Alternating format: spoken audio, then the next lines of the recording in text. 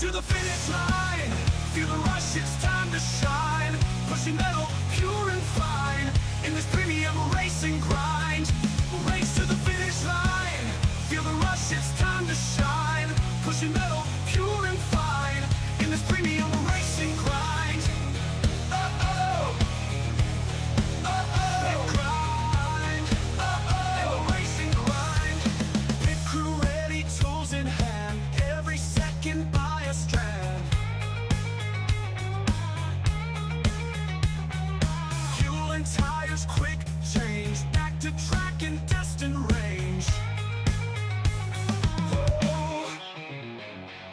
Pit crew ready, tools in hand. Every second by a strand.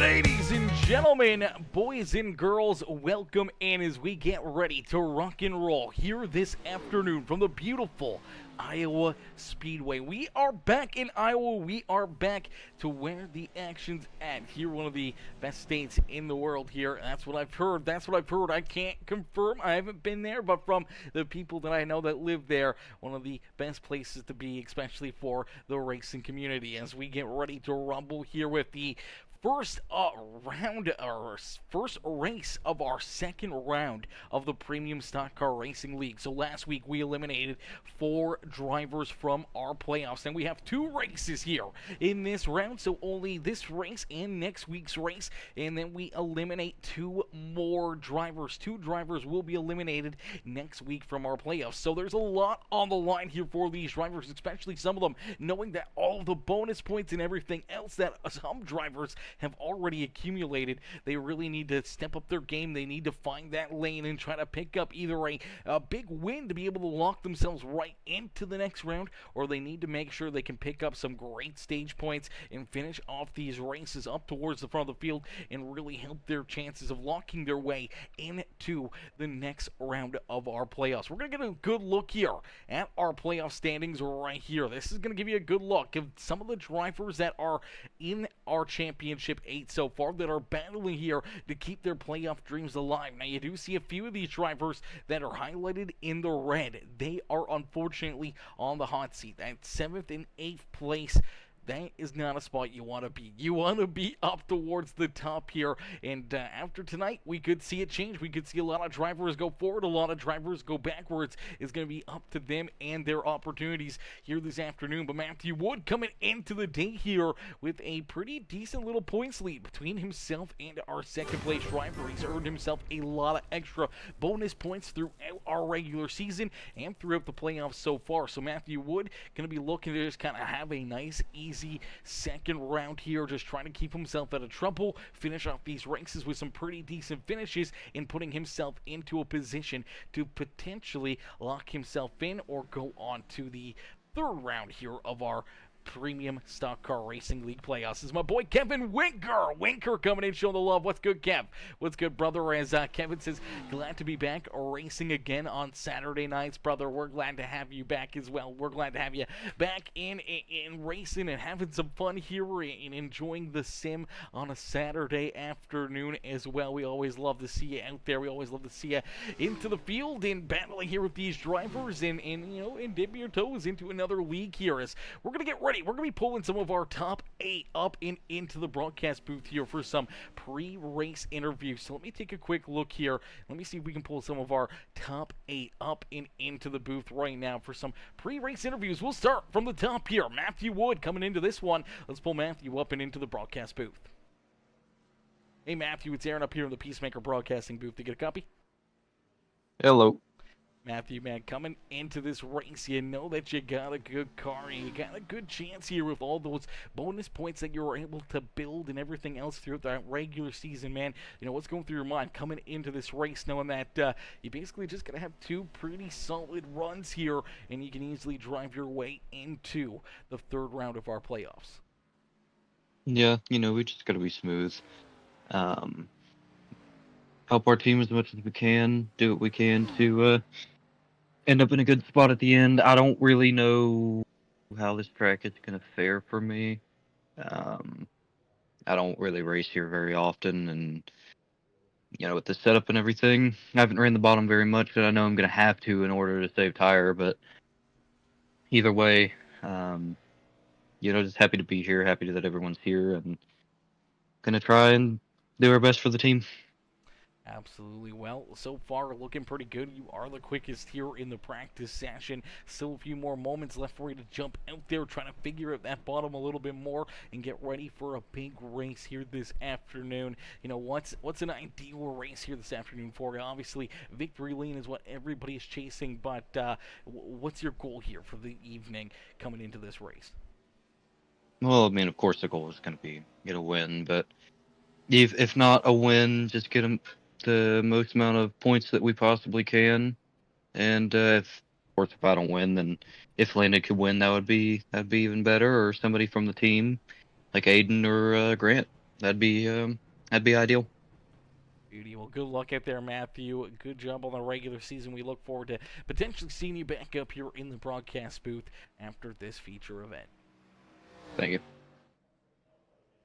Alrighty, ladies and gentlemen, give it up there for Matthew Wood, our top seeder here in this one. He is coming into the night in the catbird seat, knowing that he's got all those extra bonus points, coming in with the points lead into this first race of our second round of the playoffs. We're going to pull in our second place driver in that point standings. We're going to pull in Mr. Landon Burpage. As Landon currently 6th quickest here in practice. We'll pull Landon up for his pre-race interview. Hey Landon, it's Aaron up here in the Peacemaker Broadcasting booth. To get a copy? I got a copy. Landon, man, coming into the night and knowing that you're currently seated in that second spot, you've been able to earn your way, obviously, a ticket into this round, but you're also able to earn some good bonus points throughout the regular season and throughout those playoffs to give yourself a little bit more of a cushion between, yourself and that cutoff line here in the second round. But, what are you going to do? What are you going to try to do here in these couple of races before the next elimination to keep yourself in the playoffs here this year? Iowa's kind of one of my, iffy tracks. I've been good all season, and coming up to this race, I knew it was going to be a tough one, so I've been trying to put in hours in practice and stuff. Luckily, I've been able to practice a little bit this week, but not as much as I wanted to. But I just got to try to finish as most consistent races as I can, and get stage points every race. And my biggest thing is try to win a race and get locked into the next round. But just keep trying to steady get points and just follow through all these races. Maybe get a win. Absolutely, everyone looking for a win here. How do you feel about your odds here at Iowa Speedway? You said you didn't get a whole lot of practice here. We see your 6th quickest so far here in this practice session. But, you got a lot of fast drivers, a lot of hungry drivers out there. How do you try to jump out here and pick up a win tonight? Just be as smooth as I can, and just if the guy in front of me is faster, try to follow his line, and just be good at pit strategy and try to be the fastest out there. Absolutely. Well, Landon, good luck out there, and hopefully we'll see you back up here in the broadcast booth throughout the race and at the end of the evening as well. Yes, sir. Alrighty, ladies and gentlemen, give it up there. Landon Burbage. He'll be back in here later with the national anthem here on the afternoon as we'll get ready to pull in our 3rd place points player. It is Brian Underwood. Let's pull Brian up here into the booth. Hey, Brian, it's Aaron up here in the Peacemaker Broadcasting booth. To get a copy? Yeah, I got you. Brian, man, coming into Iowa knowing that you got a little bit of a cushion here between yourself and that cutoff line, man. How you feeling coming into this first race of the second round? Yeah, just basically the same thing as the last round. Just consistency. I'm pretty good at Iowa, and Homestead's been decent to me, so it's just finish out strong in this round and look forward to the next round after that, where it gets interesting. Absolutely. Definitely going to get interesting. Definitely going to get tougher and tougher to keep your playoff dreams alive. Good luck out there, Brian, man, and hopefully we'll see you right back up here in the broadcast booth at the end of the evening and maybe up here in Victory Lane at Iowa Speedway. Maybe. Thank you. Absolutely. Good luck out there. Have some fun. Alrighty, ladies and gentlemen, give it up there for Brian Underwood. Underwood, currently our 3rd place in points as we're going to pull in Josh Crider. Crider currently in position number 4, kind of right there in the middle. Let's pull Josh up here into the broadcast booth.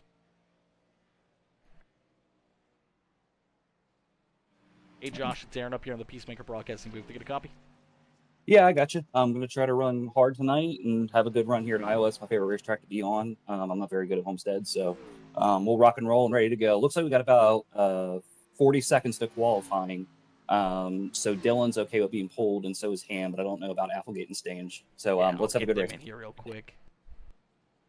Perfect. But Josh, good luck out there, brother. Have some fun, and hopefully we'll see you back up here in the broadcast booth later on. He's already gone, as we got so much time in qualifying that these guys, it only takes 30 seconds to run a lap. You're running 2 laps out there. It takes a minute. We got 4 minutes, fellas. We got 4 minutes. As we get ready, we're gonna pull in the number. I can't remember what Applegate's number is here, but we're gonna pull the 57 of Applegate up here into the broadcast booth. Hey, Grant, it's Aaron up here on the Peacemaker Broadcasting booth. They get a copy? Yes, I do. Grant, man, coming into this race, just being below that, that halfway point. You're in that playoff points coming into this race, knowing that you're just above the cutoff line, man. How you feeling coming into Iowa? I don't know, honestly. This isn't my best track. It's not my worst. I don't really know what everybody else's speed's gonna be. It's gonna be interesting. Alrighty, well, definitely going to be interesting. Definitely going to be a fun race here this afternoon, man. How do you get to attack this racetrack? How do you get to put yourself into position to maybe pick up a win and lock yourself into the next round? Just really just run my pace and see what it gets me. I feel like I've been pushing it too hard, especially like last week. Easily could have honestly probably won the race with the fresh tires and just pushed it too hard and wrecked. So just run my own pace and see where that gets me and see what happens. Absolutely, brother. Well, good luck out there. Have some fun, and hopefully we'll see you back up here in the booth later this evening. I hope so. Thank you. Thank you. Have a good day. You too. Alrighty, ladies and gentlemen, give it up there for Grant Applegate. Applegate getting ready to rock and roll here as we'll pull in Dylan Carrier, one of those drivers just above that cutoff line. Let's pull Dylan up here into the booth. Hey, Dylan, it's Aaron up here in the Peacemaker Broadcasting booth. To get a copy? Loud and clear. Dylan, brother, coming into this race, knowing that you're just above that cutoff line, man. What are you going to do to attack this racetrack? What are you going to do to try to put yourself a little farther above that cutoff line to give yourself a little breathing room going in to next week's race? Oh yeah, man. Just try to be a little consistent in here. Tonight's gonna be a little rough. I've been awake for 26 hours, but I mean, I have faith. It's just it, consistency. That's all I can think of. Maybe get a win. This is probably the best track to do it at for myself, but if I can't get a win, just consistency is key. Get some stage points and hopefully make it in that next round. Absolutely. Well, we look forward to seeing what you can do out there on the racetrack, and hopefully we'll see you back up here in the broadcast booth later on this evening, and maybe right up here in Victory Lane. Good luck out there, Dylan, and hopefully we'll see you pick up a dub here this afternoon. Yes, sir. Alrighty, ladies and gentlemen, give it up there for Dylan Carrier. Carrier getting ready to rock and roll here in this one, looking good in this race. I don't have Chris Stange in here anymore. He's already hopped up there for his qualifying effort, but we do have Jordan in, so let's pull Jordan in here for his pre-race interview. Hey, Jordan, it's Aaron up here in the Peacemaker Broadcasting booth. Take a copy? Yes, sir. What's going on? Not much, Jordan. So far, quickest here in qualifying, man, and one of those drivers that's on the outside of a cutoff line. What are you going to do to try to pick up a dump here this afternoon or try to earn some of those points to work your way into the next round of the playoffs? Man, just keep racing my race. I mean, honestly, I just think that's the way to do it. I don't think people overthink it too much and end up going out there and making a mistake. So just going to run a race and go out there and do what we do, and we'll be there. Absolutely, definitely looking good already on the evening, man. Iowa, definitely a tricky racetrack for a lot of different drivers, having grip issues and everything else, but with the lights turned on and the sun setting down, this track cooling off here, what is the track looking out there? What's it looking like for you? Is it pretty racy? Are we going to see a lot of drivers losing the rear ends and getting loose on corner exit here like we see a lot here at Iowa, or do you think it's going to have some pretty good grip out there where we're going to see some great racing action? There'll definitely be some pretty good grip at first, but with it being a night race, it should be fine. But I will say that the tires were wearing down pretty good, so we'll see who can save tire and who can't. And I just think it's gonna be more of who's patient, not to stay at the top too long, burn them up, or just stay patient on the bottom until you get about halfway through the run or something like that. So I think there'll be a lot of mind games, to be honest with you. Yeah, absolutely. A lot of mind games, a lot of different strategies being played as well. Obviously, tire wear going to be one of those major factors. But what's fuel looking like here on the Speedway? Is fuel going to really come into play, do you think, here tonight? Or how long do you really have on a fuel run? Brother, I don't know. After last week's call I made, I'm like the wrong person to ask that. So, I will say Dallas isn't here tonight, so that's not good. He's usually the guy that tells us, but I think we'll be all right, man. As long as we, I don't think we have to worry too much for stage. I could be wrong. I haven't really talked to the team about it, but when we get out here, we'll go talk it over and we'll see, and we should be all right. All right, perfect. Well, Jordan, good luck out there. Have some fun, and hopefully we'll see you back up here in the broadcast booth later this evening. All right, sounds good, brother. Have a good one. You too. All righty, ladies and gentlemen, give it up there as Jordan Hand coming in, giving us that pre-race interview as well. These drivers put on a heck of a show, heck of a broadcast already, getting some good insight, good looks here at what they're doing, what they need to do to try to advance their way into the next race. As we get ready to jump in here and watch these drivers battle it out, qualifying slowly but surely, coming to a close as we're going to get ready to pull these drivers out there onto the racetrack and go to battle. So what we're going to do is we're going to get our opening command here from Lonnie Crider. Crider's going to give us our opening command here on the afternoon. So ladies and gentlemen, boys and girls, give it up here for Mr. Lonnie Crider. It's Saturday night. We're live. We're ready for some great racing. Start them engines and let's go racing, guys.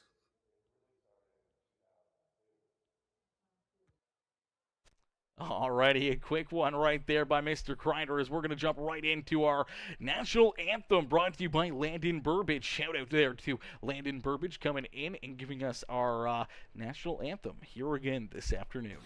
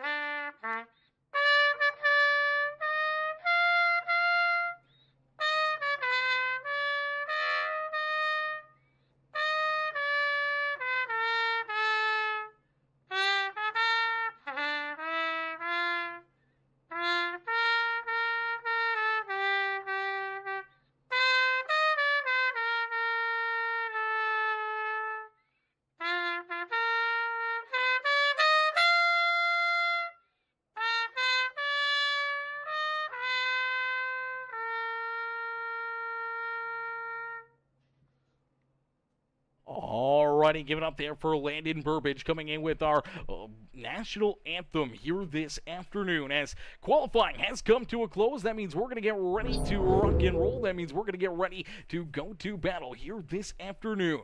200 laps of racing action here this evening for the Premium Stock Car Racing League as their season slowly but surely winding down here. But all those golden opportunities, all those moments that drivers have had throughout this season, all leading up to this point as drivers start to roll off of pit lane and we get closer and closer to our green flag. Ladies and gentlemen, boys and girls, make sure you guys hit that like button, hit that share button, hit that follow and subscribe button as we get ready to set them loose. We get ready to go green flag racing here this afternoon from the beautiful Iowa Speedway. These drivers are ready to go to battle, and starting on the pole in the number 16 machine, that is Matthew Wood. To his outside in the Premier Racing Setups ride, the one ride of Jordan Hand.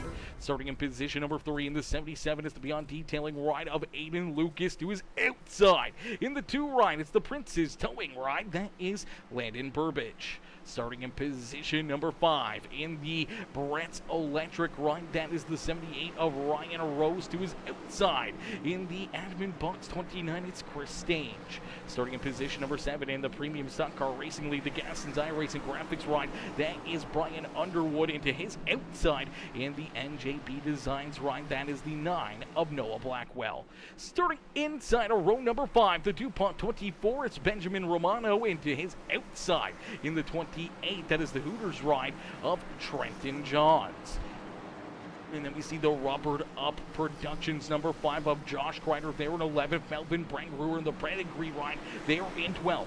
Carrier White, Gaston, Ryan Haller, Thomas Horvath, Grant Applegate, Farrell Robbins, Ben Gleason, Nathan Brookover, Kevin Winker, and Chris Getz bringing up the rear of the field as we end all the anticipation with our feature presentation as we are quickly green flag racing here from the beautiful Iowa Speedway. The Premium Stock Car Racing League's second round of the playoffs gets underway here today, and you already see some of these drivers slipping and sliding around the 16 ride, drifting down through corner 3 and 4. He's able to hold on to it in lead lap number 1, but quickly here comes Jordan Hand. Jordan Hand down low, looking to put this Premier Racing setups right at the front of the field as Landon Burbage right there behind him in position number 3. Aiden Lucas back there in 4th as we did see one driver already run into a little bit of issues here. It was the 24 ride of Benjamin Romano in that beautiful DuPont 24 ride. Heavy front end damage here. Let's take a look back and see what happens to this 24 machine. Is down into corner number 1 on our opening lap. Looks like he's just gonna get a little bit loose. That car steps out and around on him. He washes down the racetrack hard-nosed into that inside fence. No caution flag on the speedway. We keep it clean and green as he gets that car pointed back in the right direction. Unfortunately, goes from starting inside the top 10 all the way outside our top 20 here on the racetrack as Matthew Wood out in front, continue to lead the way.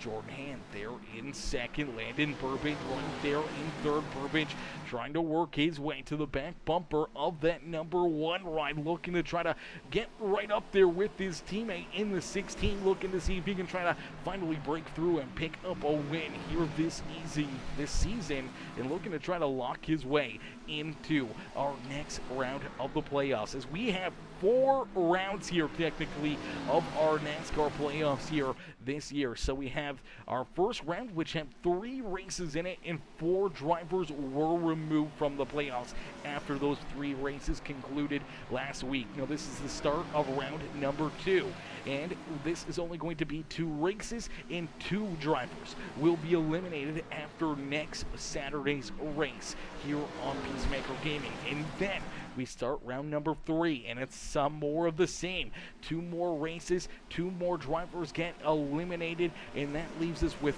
4 drivers left here at the end of the year to battle for the championship here with the Premium Stock Car Racing League. So that's what we're working down to. That's where we're building up to, is those 4 drivers left to fight for that championship. And right now there's 8 drivers bidding for those final 4 spots here on the in this race and in the season. So 4 drivers battling for an opportunity, a chance, a moment in history to work their way into that championship 4, where they can try to put themselves into a position to potentially pick up a big win, and that will be at Las Vegas Motor Speedway on December 14th. That's when we will crown a champion here on Peacemaker Gaming, and you see a few more drivers start to work their way up in towards the front of the field here. That is the 2 rider Landon Burbage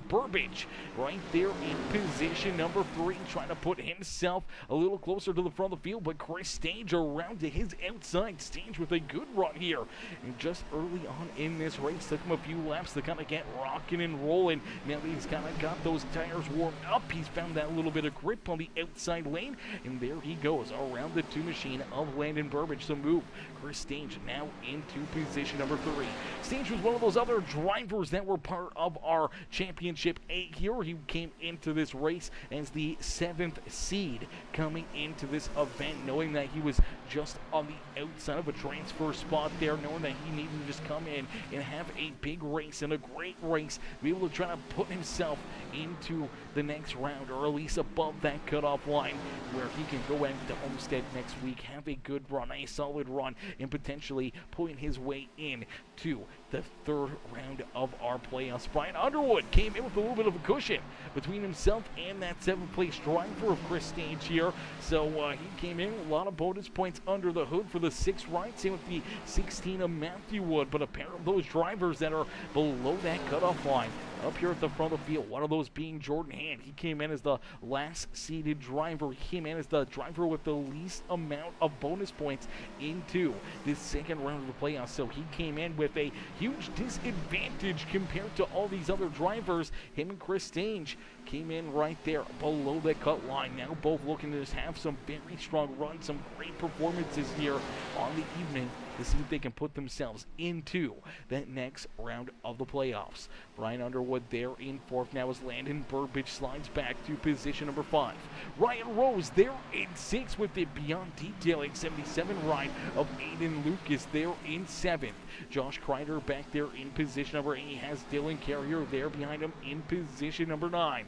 Carrier and Josh Crider, another pair of those drivers that are in our playoffs here, trying to work their way from a little deeper in the field. They both started outside of the top 10, both looking to work their way up towards the front of the field as Dylan Carrier works down low underneath that 5 ride. Noah Blackwell right there behind him, rounding out our top 10 as the NJB Designs 9 ride there in that 10th position. Then we see Danny White, Trenton Johns, Thomas Horvath, Melvin Brenbrewer, and then we see Grant Applegate. Applegate, I do believe, was one of those other drivers in our playoffs here, and unfortunately for Applegate, he's a little farther back here. He's the one driver in our playoffs that's on the outside of the top 10 looking in here, and that is not a place you want to be. You want to be inside the top 10. You want to earn yourself those extra points here for the stages, and without being in a position to earn stage points right now, Applegate's going to want to try to push himself closer and closer to the front of the field, as he does not want to be back here, does not want to be missing out on a golden opportunity to try to advance his way into the next round of the playoffs. Because right now he's got a couple drivers in front of him, but we see one driver up into the outside fence. That's the 28 rider, Trenton Johns. Johns gets up, plows the outside wall. Heavy right front damage, right rear damage here on this 28 rider. Let's play it back a little bit and see if he gets a little help right there. I'm not sure if he gets a nudge from the 84 or not. Let's see if we can get another angle here, as they were pretty tight together. And looks like, yeah, the 84 gives a shot to the back bumper there of the 28, gets him loose into corner entry. That gets the 28 up and into the outside fence. No caution flag on the racetrack. And now one of our playoff drivers running into issues, Grant Applegate, going off of the speedway here. Looks like Applegate and the 84 maybe ran into each other here again. Applegate down low, the 84 in behind him, gets a big run, gets into his back bumper, actually gets him into the outside fence, pretty good right there, and then slides down through the grass here. Luckily enough, able to keep that car pointing in the right direction, but one of our playoff competitors here definitely behind the 8 ball and not going to be happy with that one. Let's take another look at it, see if we can get another angle, as he gets a big run right here in this number 84 ride and just gives him a shot into the shorts. Having this big run, let's take a look here on board and see what we can see here as he's slowly but surely coming back onto the throttles. The 57 clears him cleanly here, gets that good run, but then trying to get out the speed here, gives it a good shot, gets into the back bumper of that 57 run. That just pushes him up the racetrack and into the outside fence, and unfortunately some heavy contact right there for Grant Applegate, and that is definitely not where he wants to be right now. And now we see another one of our drivers running into issues. Another one of our playoff drivers having some problems out here on the speedway. The 6 rider, Brian Underwood, who we saw inside the top 5 here. Look at him, trying to battle to the outside of the 1 rider, Jordan Hand. This is a battle for position number 2. So Hand through the middle, the 6 right up on the high side here. And Oh, he's just going to get himself up into the outside fence. Contact there for another one of our playoff contenders, the 29 rider, Chris Stange. Let's see if we can get a closer look here as Underwood just going to get up the racetrack. I don't think there was any contact between him and the one ride. He's got the lane to the outside and unfortunately just runs out of track there. Gets into the outside fence, comes down. Heavy damage to the right front there of the 29 ride for Chris Stange. He makes a little contact with the two of Burbage as well, and then you see this Sinks ride down through the grass here, and hopefully not too much damage to either of those competitors. As some of our playoff drivers early on in this race running into issues. This is very, very interesting. This is going to be a lot of fun. It's my boy Dustin Benton, the Big D. Benton coming in, showing the love with the like on the stream, coming in, smashing that thumbs up here on the broadcast. Ladies and gentlemen, boys and girls, if you haven't already, make sure you guys hit that like button, hit that share button, hit that follow and subscribe button. As out in front, it's Matthew Wood. Wood leads the way here this afternoon. 1.9 seconds now separating himself and Jordan Hand. His Hand hanging on to position number 2. He's got Landon Burbage right there behind him in that third spot. Now you see Ryan Rose working down low in the 78, going around the 29 ride of Chris Stange. Stange does have that right front damage here. Hopefully that's not going to affect the car too much here in this race, but you can kind of see that right front crumpled up. Maybe a little bit of a tire rub. That's something that I would be very, very worried about if I was the 29 ride, having that tire rub, maybe having something go wrong with that right front, especially down through the middle of these corners, man. If you blow that right front tire, it can shoot you up into the outside fence in a quick hurry. But right there in their rear view mirror, they do see this 88 machine coming in a quick hurry. That is Dylan Carrier. Carrier up 7 spots from the start of this race. So the 88 machine's been working his way up and through the traffic here, and Dylan Carrier now into that 6th position, off to a great start here in the afternoon. Almost worked himself inside the top 5. Definitely what he was hoping to do here, and to try to earn himself some extra points in stage number 1. Aiden Lucas there in 7th with Noah Blackwell back in the 8th position. Then we see Thomas Horvath there in 9th, and Josh Crider rounding out our top 10. But Crider's going to have to be careful, man. There's a whole gaggle of drivers right there behind him looking to try to knock him out of one of these point positions for stage number 1. As stage number 1 will end on lap number 40 here this afternoon, ladies and gentlemen. So lap 40 is what we're looking for the end of this first stage on the day. Stage number 2 will end on lap number 80, and it will have a 120 lap finish here to the end. But with these stage breaks and all the stage points that can get handed out to these drivers, you want to be a part of it. You want to keep your car inside the top 10, earning those stage points, even if it's 1 or 2 of them. That could be a big difference maker between potentially working your way into the next round of the playoffs or not. It could come down to that one single point, and right now you see that 84 of Brent Brewer working himself right now below the 5 ride here of the beautiful number 5 machine of Josh Crider. Crider trying to hang on to this 5 ride, trying to keep himself in contention, trying to keep himself in this battle for the 10th position, knowing how much those extra bonus points will help him out here. All the stage points that could potentially put him into a better position here this afternoon. He does have a little right rear damage as well. I want to say he's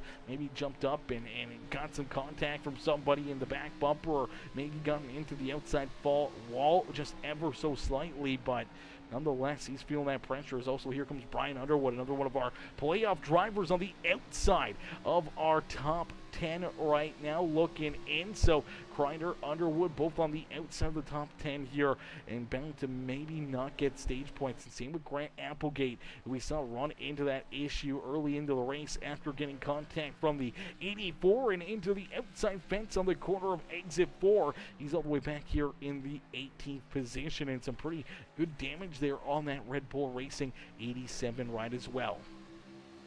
As we do see, Josh Crider looks like he's going to potentially lose another spot here as Brian Underwood works there to his outside. Let's see if we can get a good look here at this number 5 rider. What Josh is doing out there on the speedway, trying to keep himself out of trouble, trying to keep that car up and towards the top 10 on the racetrack as he rolls down across the start-finish line here. This car definitely a handful out there on the speedway. See that wheel moving a lot. You can see him really trying to put the turn into this thing, and the car's definitely not handling the way he'd hoped right now as he's sliding backwards, back into that 12th position. Shout out there to Josh Crider, one of our drivers here with the webcams turned on, giving us a good look here at what he's doing inside the cockpit, not only on the simulator, but also in real life as well, as he's locked in here in this broadcast, in the stream, and he has got the webcam pointed right on him to give us that good look at the emotion and the focus that these drivers have in here behind their iRacing rigs and behind the virtual wheel here this afternoon. As Crider back in that 12th position, continuing to try to work his way closer and closer to the front of the field. Unfortunately, this stage is coming to a quick close, and he finds himself back in that 12th spot, and that is just not going to do it. Unfortunately, only the top 10 will earn their way, getting themselves some stage points here. So top 10 looking for stage points. Obviously, the 16 looking for the stage win, as Matthew Wood looking for another stage win here on the season, which would also give him an extra bonus point as well. So looking to get even more bonus points to help him on his drive towards what could be a very dominant season and what could be a big championship here for the Racers for Christ number 16 ride. Jordan Hand doing exactly what he set out to do in that Premier Racing Setups #1 machine. Started in position number 2. He's had to hold on and battle hard there with the 6 ride of Underwood. He's had to keep this 2 ride back there at bay, and Chris Stage as well. And so far he's been doing a good job to keep them back there, looking to try to maximize his danger as much as possible here and getting those extra 9 playoff points here. Those 9 stage points could play a big factor in his involvement in our championship going forward. So looking to start this day off on the right foot. Landon Burbage right there behind him, trying to just earn those extra points as well. Same with Chris Stange, who's back there holding on to position number 4. Stange has had a rough go here. He's been really fighting hard with the 78 rider Ryan Rose. Rose continues to try to find a way around him. The 77 ride of Aiden Lucas now right there in that fight, and slowly but surely here comes Dylan Carrier and the 9 ride of Noah Blackwell as well into this fight here just inside our top 5, and that is a battle for the 4th position. But the caution flag will fly, and stage number 1 will come to a close. So stage number 1 coming to an end right there, and that means Matthew Wood with another stage win here this afternoon.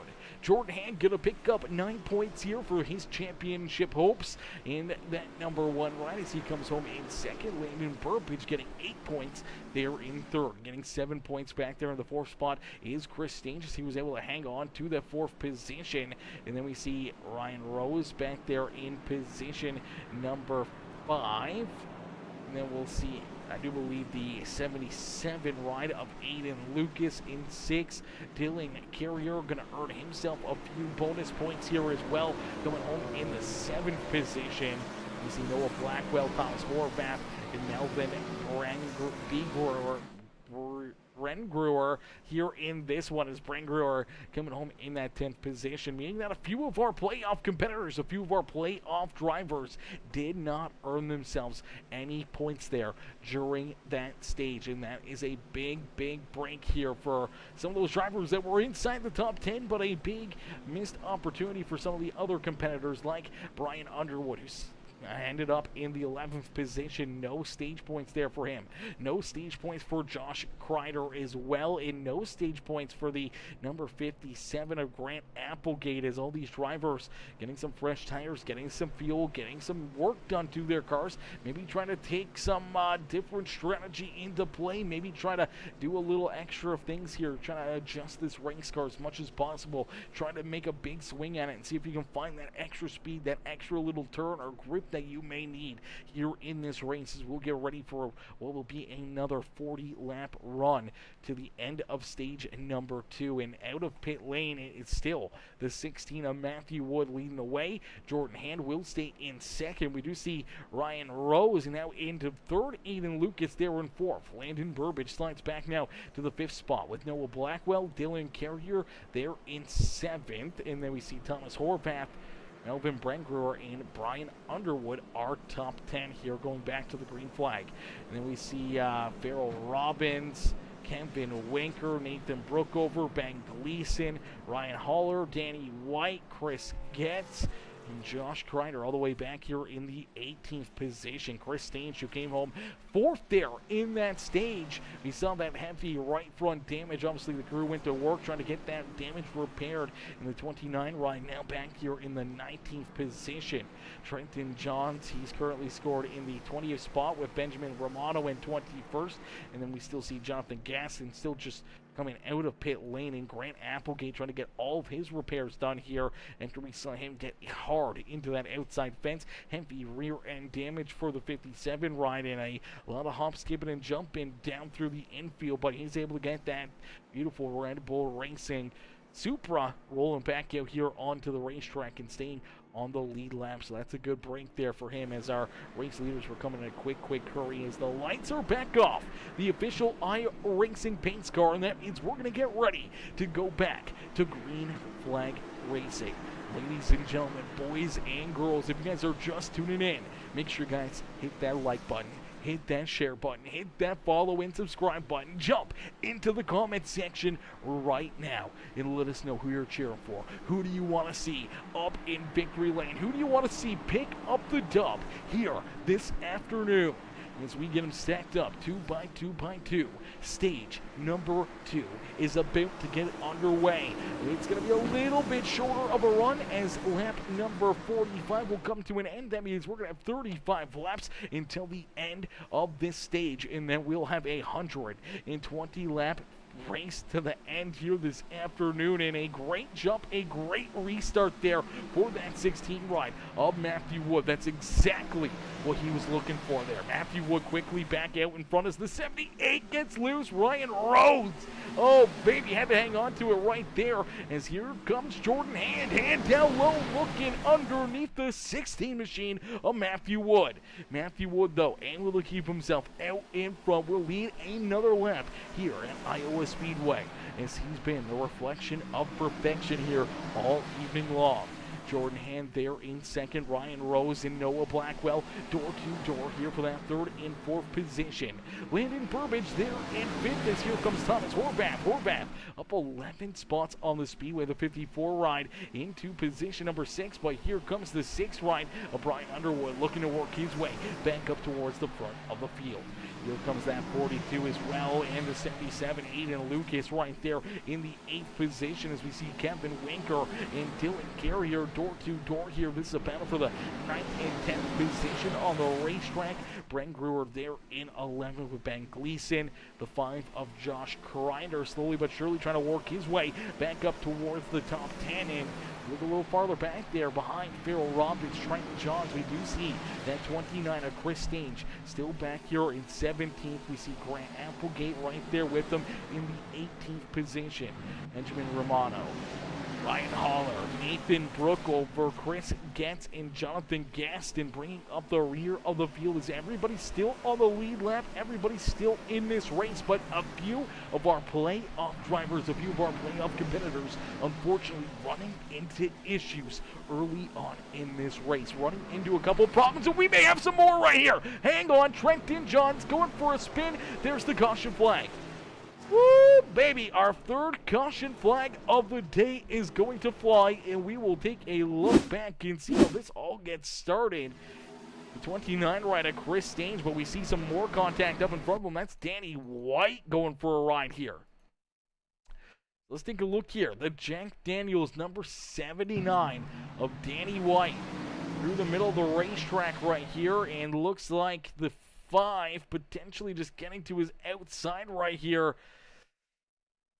They're going to make some contact, and unfortunately the 5 and the 79 come together. It shoves the 79 up into the outside fence. Pretty heavy front end damage there for Josh Crider as the 79 spins around. You see Chris Stange get hard into the back end of that 28 ride. Gets some pretty good damage there, getting into the 79 as well. And then he's going to potentially get some contact there from the 24 Romano. And man, oh man, this is a tough break for 79 ride, the 28, as you do see Nathan Brookover in the 8 ride going to slide into him. Quite a bit of contact there between the 8 and the 28. As we take this back and see if we can get another look at the initial contact here between the 79 and the 5 ride. See where this contact happens. It's a big run to the outside. Gets to the outside of the 79. I don't think he realizes that he's there, and unfortunately they just kind of run out of room, and then 79 kind of coming up, the 5 kind of coming down, thinking that they were clear of each other. Unfortunately, they were not, and that's what spins the 79 right around. And then, unfortunately for the 29 of Chris Stange, Stange going to get hit here a couple times. One of our playoff drivers here, trying to work his way through this one. A little deeper in the field already after early contact. Having to get some repairs during that caution break, but you see him punt the 28 right in there. So that's a pretty heavy hit as the 28 trying to get checked up here for the 79 right. You see that contact and how much damage he creates right there. Then gets into the back end of the 79 as well. So heavy front end and front right damage, and then gets some left front damage here as well as he clips the 24 ride. So pretty good contact here. This 29 machine of Chris Stange, and then you see that contact there between the 8 and the 28 to finish off this one. And unfortunately, Stange running into some issues here.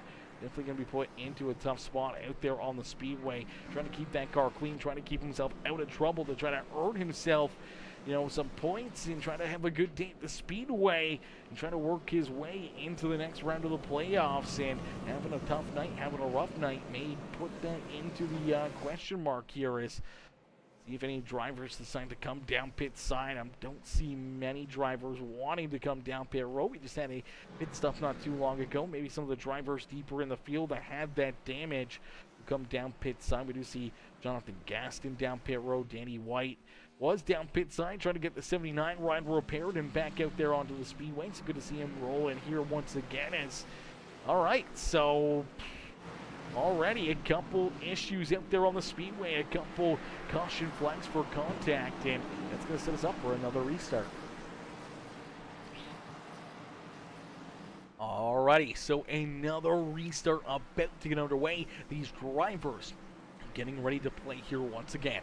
Now, after that short run and the caution laps here, we're inching closer and closer and closer to the end of stage number 2. So stage number 2 will end at the completion of lap 80, and we're now down to about a 26-25 lap shootout to that lap 80 marker. So tires probably still going to be a little bit of an issue, especially towards the end of this run, but you can maybe push it a little bit tougher here at the start and maybe try to make up some ground, make up some positions here, and see if you can put yourself into a better spot out there on the racetrack. But cautions do breed cautions, and as drivers know that, they're going to be battling hard together, trying to work their way towards the front of the field here. As you do see Kevin Winker trying to take advantage of that right now. The 42 ride trying to work his way up and through the field as he's back in the 10th position right now as Dylan Carrier there to his outside. You see Josh Crider trying to work his way up and through the field here as well as he works down low on the Oscar Mayer Hot Dogs number 66 of Ben Gleason. Gleason able to keep him back there right bang. Here comes Ryan Haller. Here comes that 29 ride of Chris Stange, even after the contact and a little bit of damage that he did get there during that last caution flag. Staying out on the speedway, not giving up here, not giving up that track position and coming back down pit side. He stays out here on the racetrack and continues the battle now around Haller and Stange, now into that 14th position on the racetrack. Grant Applegate, a car back there behind him as he's got the 99 right there, as well as a bunch of our drivers that are in the playoffs back here battling outside the top 10, trying to work their way inside the top 10, but starting to run out of time. And a quick hurry as Matthew Wood continues to lead the way.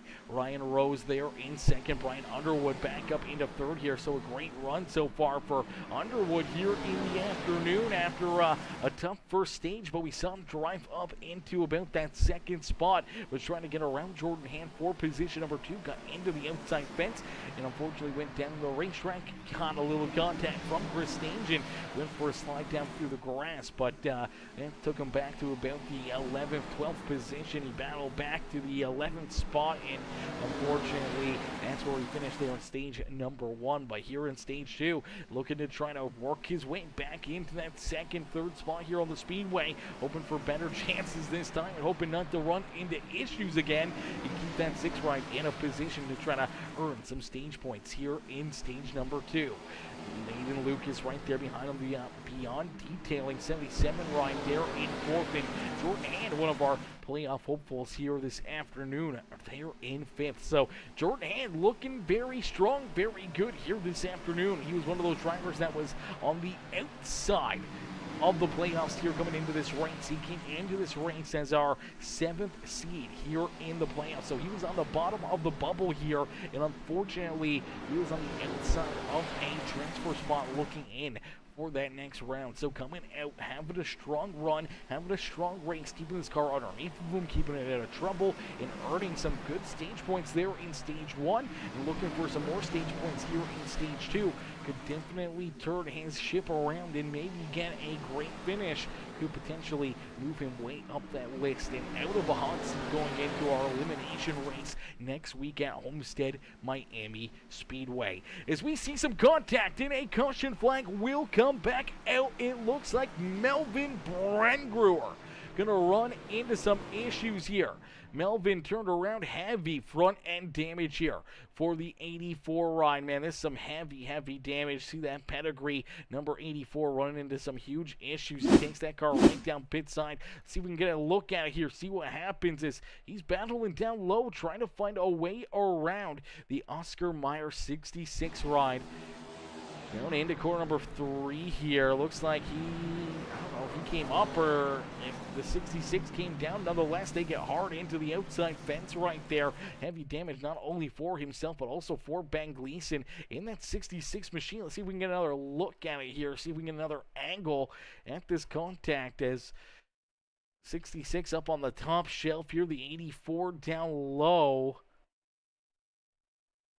They're both rolling into the corner here, and a little neck code right there as well. So I don't know if they initially made contact or if that's iRacing just really messing with these guys. 66 is coming down ever so slightly. The 84 looks like he's sliding up ever so slightly, but there's still quite a bit of a gap between. You really see that 84 ride start to straighten out right there. So I think maybe a little net code and then some contact, and then obviously 84 helps up the racetrack and drives the 66 up there with them. Heavy damage for both competitors as they slam into that outside fence. They slam in together, and unfortunately heavy damage for both Brengruer and Ben Gleason here. Now, I don't know if anyone else got a piece of the 66 as he was washing down the racetrack here. I know a couple of our playoff drivers were right there. Whoa, close call right there for a couple of them, man. And it does look like the 28 will get a little piece of them right there. But as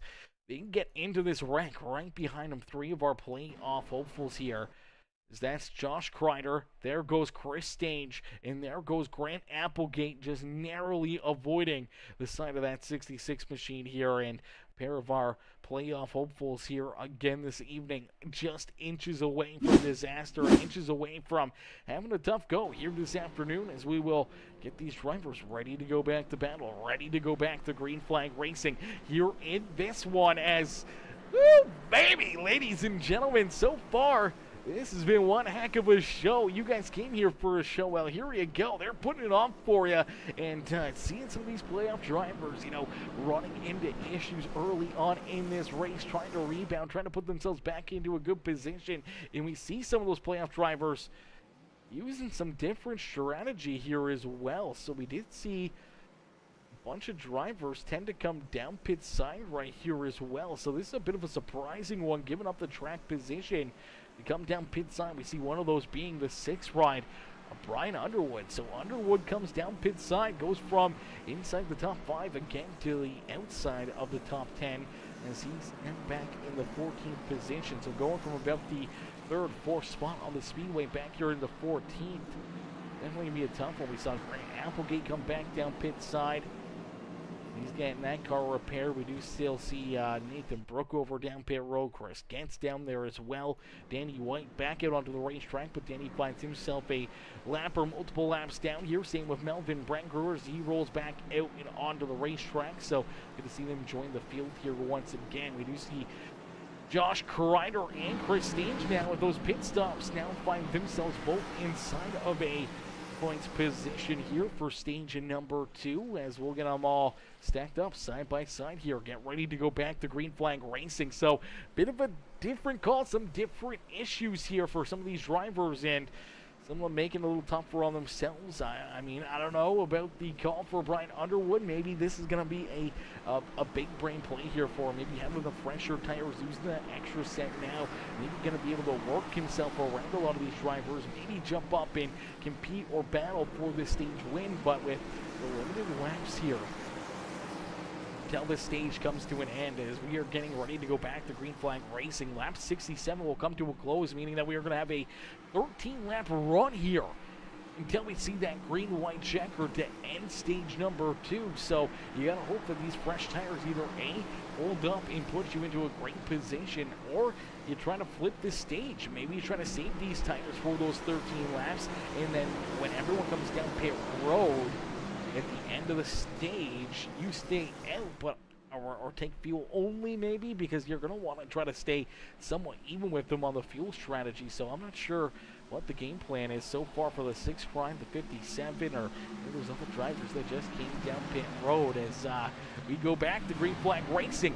Matthew Wood out in front, able to get another great restart, a great run right there down the back straightaway, and he'll pull a few car lengths in front of the rest of the field. Is there 2, almost 3 line back here behind him. Look out now as here comes Jordan Hand. Hand looking to try to work his way back up towards the front of the field, looking for another good points run here in stage number 2, looking to try to get around the 77 of Aiden Lucas now for position number 3. And you see Landon Burbage right there with them. Dylan Carrier now up into 6th. Chris Stage up there into 7th here. So Stage staying out and able to work himself around a couple of those drivers around the 42 of Kevin Winker, around the 9 of Noah Blackwell. Now puts himself into that 7th spot and into a good points position here to try to finish off the stage. And then you see a pair of those other drivers that did come down pit road still on the outside of a points position right now to end this stage, as you do see Chris Stage wash up the racetrack, almost gets into the outside fence. There goes the 57 of Applegate. Applegate now into the 9th spot and looking for more out here on the racetrack. He's got Josh Crider right there behind him as well. Same with that 6th ride of Brian Underwood, as they're both on the outside of the top 10 now looking in. So Underwood and Crider both looking to try to earn their way into a little bit of stage points. Same with Chris Stage. Unfortunately for Stage, going from 7th all the way back now into that 14th position after getting loose into the corner there and launching up the racetrack. He slides back quite a few spots in for that AdminBoxx Fueled Up Motorsports number 29 ride all the way back here on 13th, once again on the outside of a points position here to finish off this stage. We'll see if he can battle back up there and try to work his way back inside the top 10. As Ryan Rose trying to hang on to position number 2, Jordan Hand trying to track him down here and also trying to hold on and hold off Aiden Lucas, as Lucas sticking right there with him. The 2 at Landon Burbage there in 5th, and you do see Grant Applegate.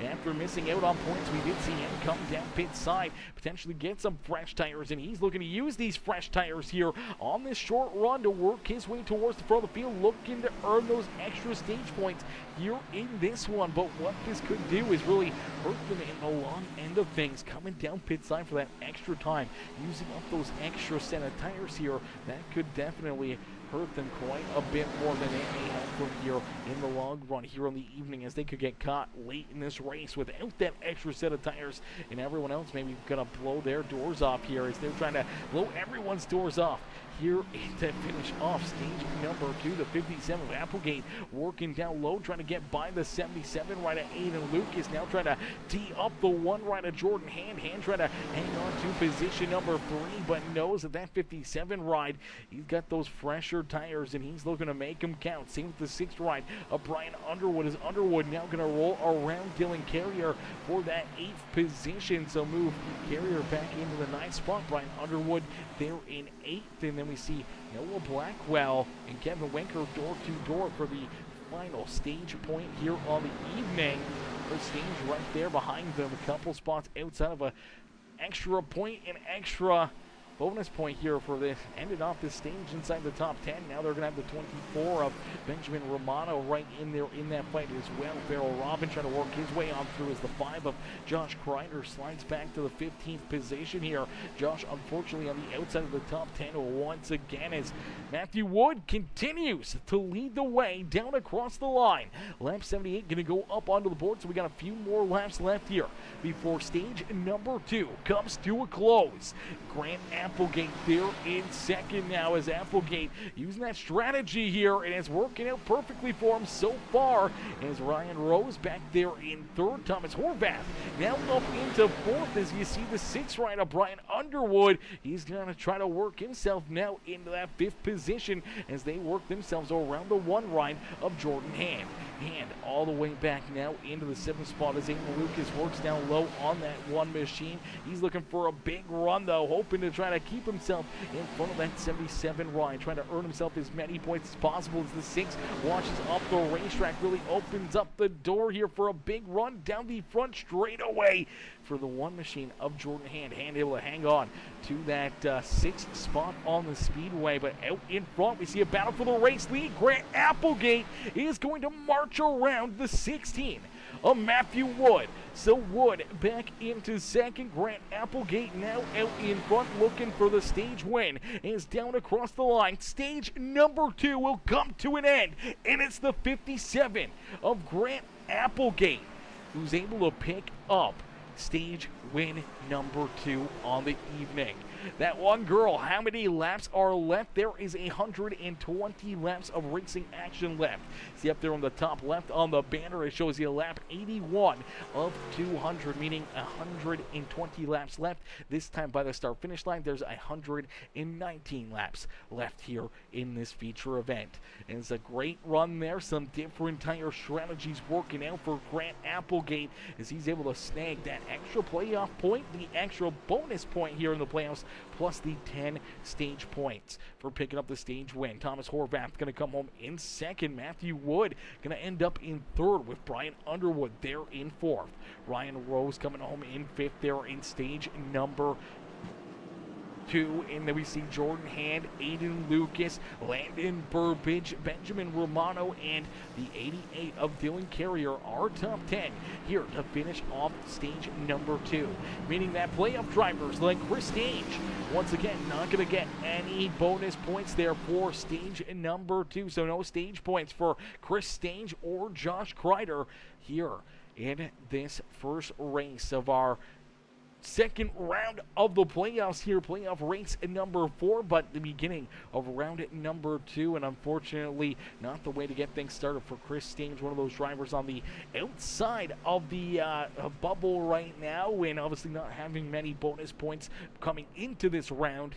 For the number 29, was definitely looking to have a good day and earn those stage points, and unfortunately not getting any here in this one, and same with Josh Crider as well. So any kind of a cushion that they did have maybe up in the air, and he was going to try to finish off this race strong. And if you can pick up a win, it doesn't matter how many stage points you get in this round, as long as you can pick up a win, you can lock your way in to the next round of the playoffs, and that's potentially what Grant Applegate's going to try to do, is he's going to stay out in front. So Applegate does lead the way. Ryan Rose there in 2nd. Matthew Wood going to come out in that 3rd position. Thomas Horvath going to come out in position number 4. Jordan Hand there in 5th. Kevin Winker, Benjamin Romano Noah Blackwell, Dylan Carrier, and Aiden Lucas are top 10 when we go back to Green Flag Racing. Farrell Robbins will be 11th. Landon Burbage coming out in 12th. Trenton Johns there in 13th in the 28 ride. You see Josh Crider, Jonathan Gaston, Ben Gleason, Chris Stange there in 17th. Chris Getz in 18th. Nathan Brookover back in 19th. And Brian Underwood all the way back here in 20th now. So Underwood, after missing out on stage points in stage 1, earning himself that 4th place finish there in stage number 2, but now with that pit stop, finds himself all the way back here in the 20th position. So definitely not the pit stop he was hoping for. Ryan Haller right there as well in the Office Depot number 99 ride.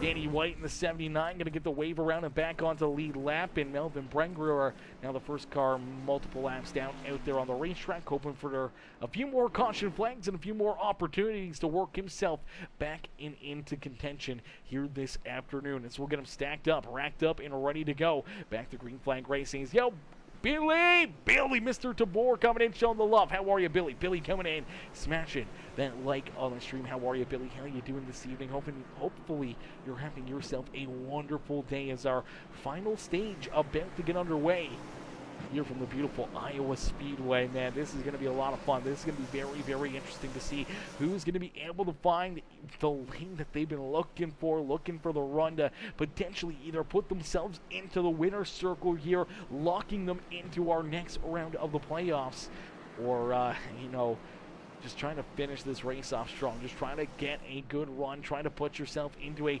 solid position here this afternoon as we're going to get ready to pull our drivers up here and see, who's going to be able to find that long run speed. As I think we're going to have a good long green flag run here to finish off this race. I think these drivers have kind of figured out this racetrack. They know what they need to do. They know where they need to be, and they know how to get it done. So I think we're going to see a couple good green flag runs here to finish off this race. But what do you guys think? Think we're going to see a bunch of more caution flags, or do you think we're going to see, maybe not as many caution flags here?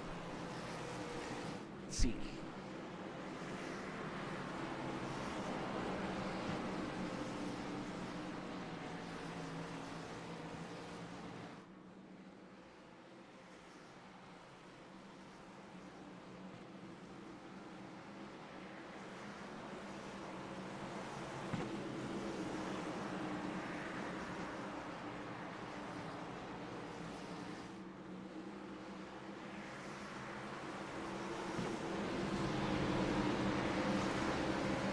Alrighty, we're going to put a poll up there on the YouTube stream. If you guys want, vote for that one. See how many more yellow flags we may have here this afternoon. It's down through the Geico Restart Zone. We go back to Green Flag Racing, our final stage here this afternoon for the Premium Stock Car Racing League.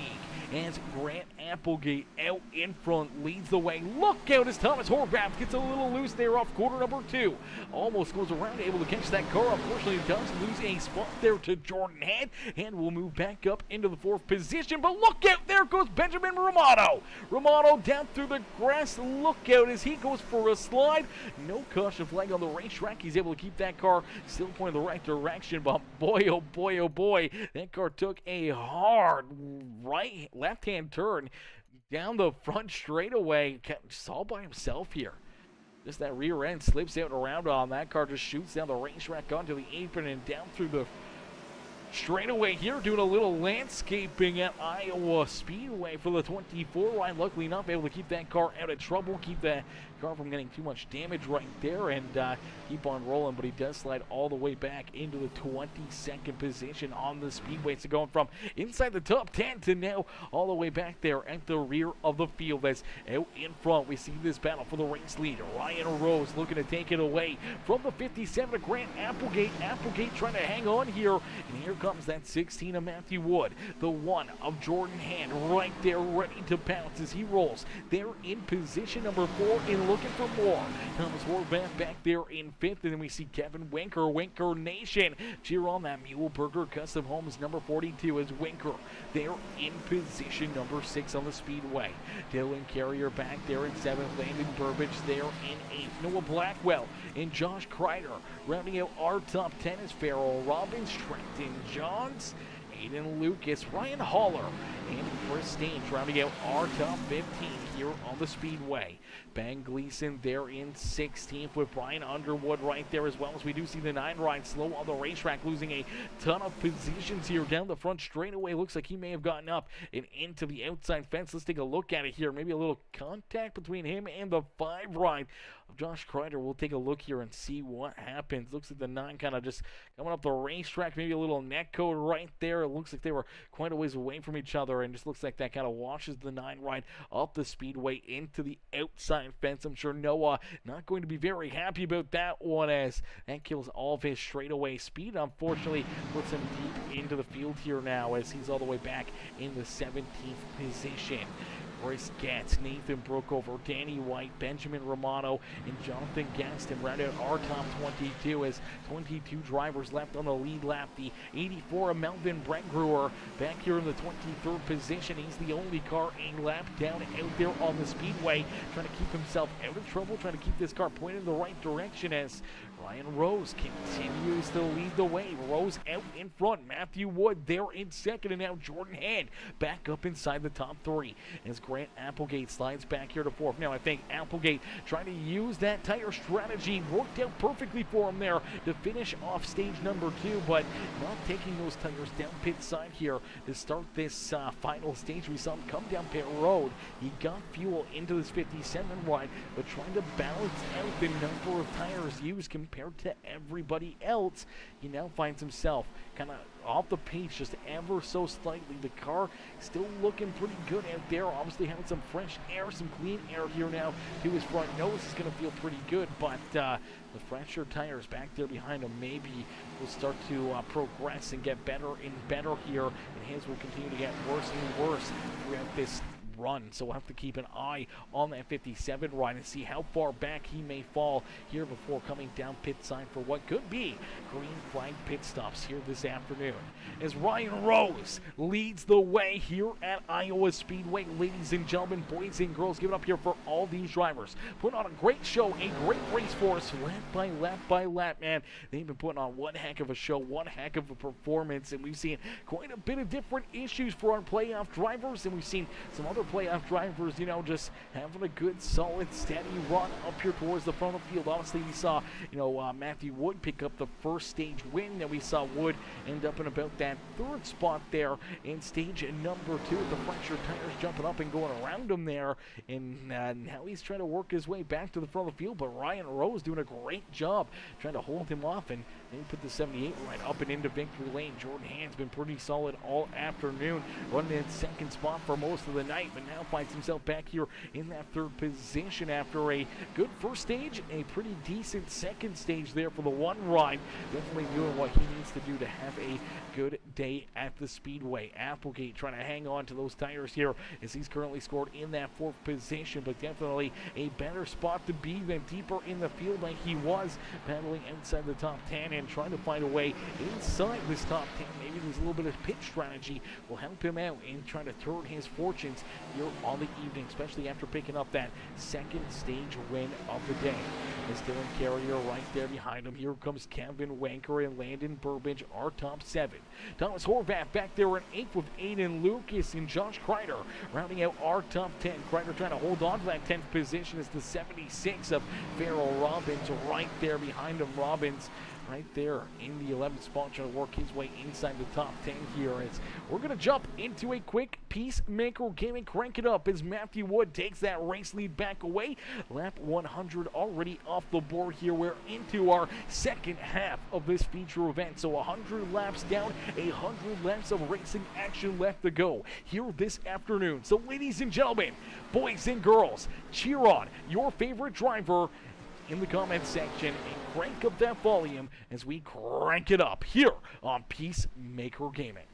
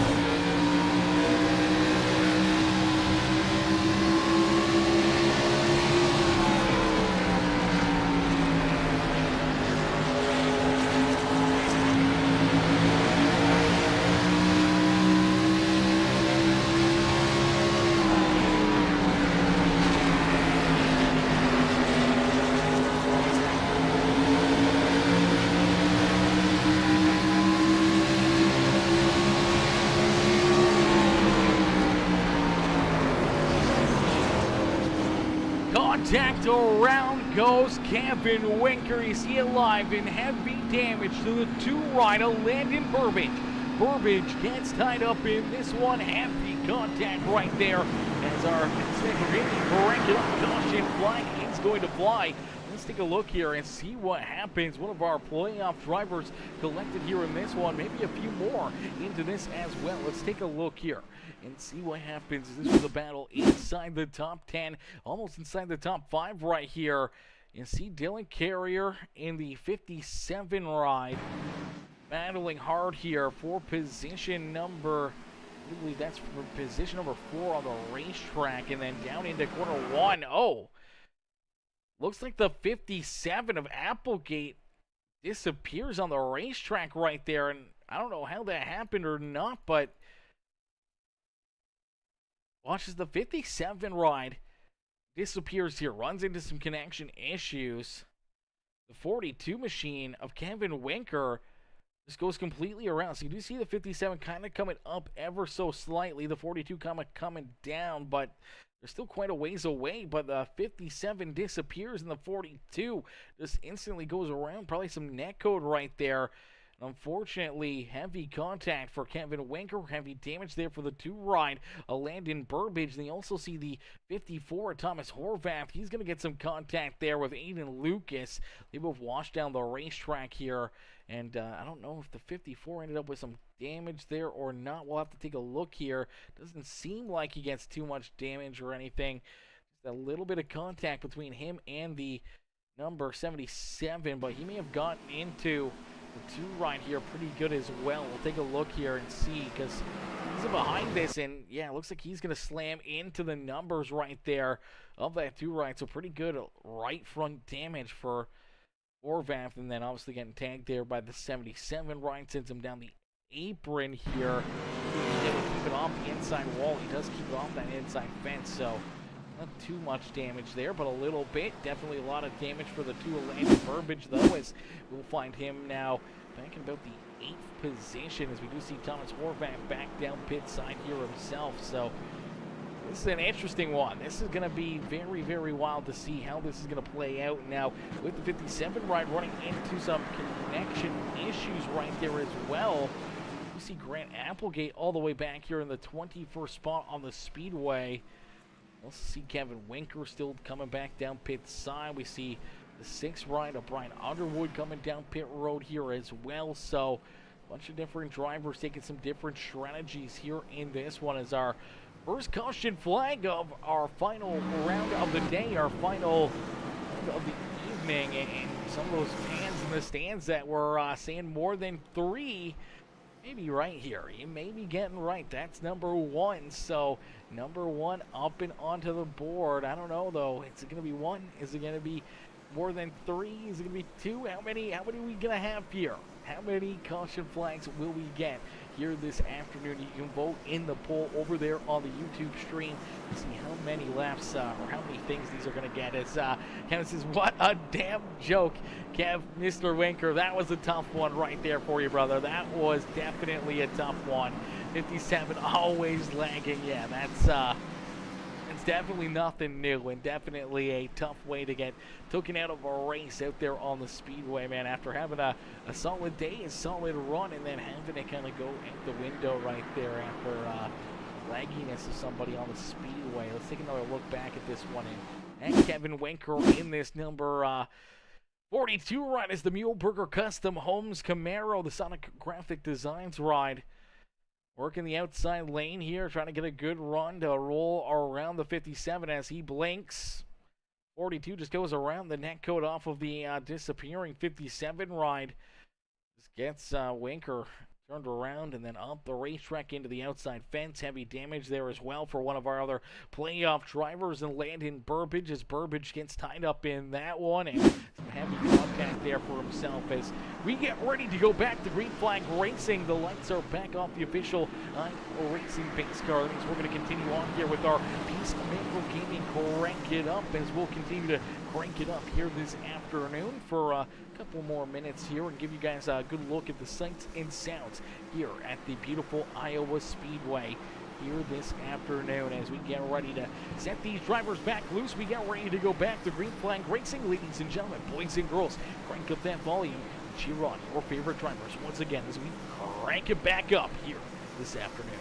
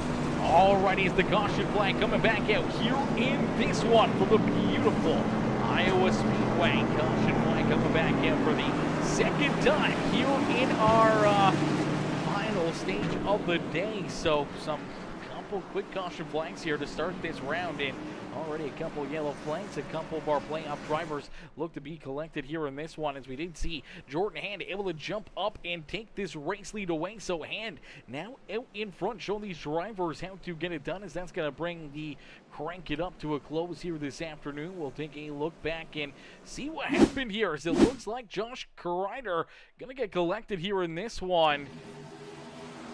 Ooh, right there, we see some heavy damage for a few of our playoff drivers here, man. Josh Crider, Brian Underwood, Landon Burbage, all collected here, as you see Haller already has some pretty good damage, look like, to his car. Maybe not. Let's take a look here. So, going out of quarter number 2, the 99 gets a little loose, washes up the track here. A big run coming from the number 2 ride.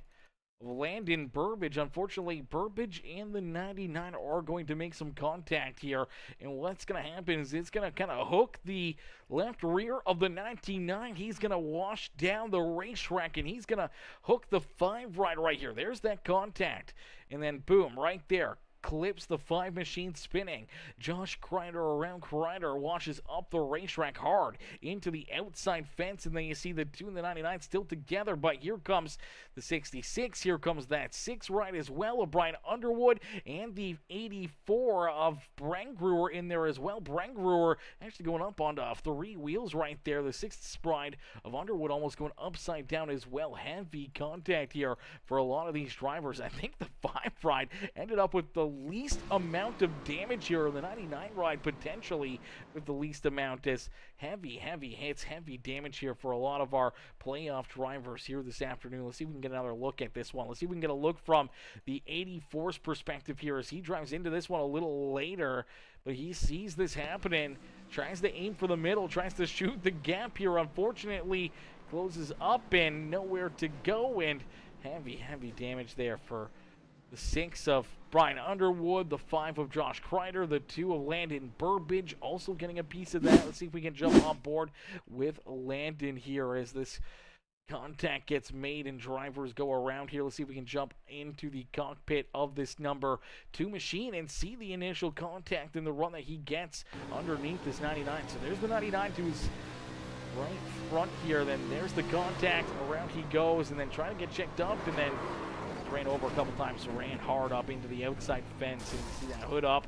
The motor unfortunately going out of it, and a bunch of our playoff hopefuls here this afternoon running into some big issues here at Iowa Speedway. Definitely not the spot that they wanted to be in here late in this race, running into those issues, having those problems here, and with less than 80 laps left to go in this race, it's going to be tough to come back from. It's going to be tough to be able to get as many caution flags as you may need to be able to work yourself back onto the lead lap. And for Landon Burbage, still down pit road. Kevin Winker, multiple laps down as well. Now into the 22nd position, and now in front of Landon Burbage. So it could be a last place position for the 2 ride here this afternoon. Ben Gleason down a couple laps as well, now scored into the 21st position. Benjamin Romano, I do believe, is off the racetrack here, so the 24 ride took in his car off of the speedway.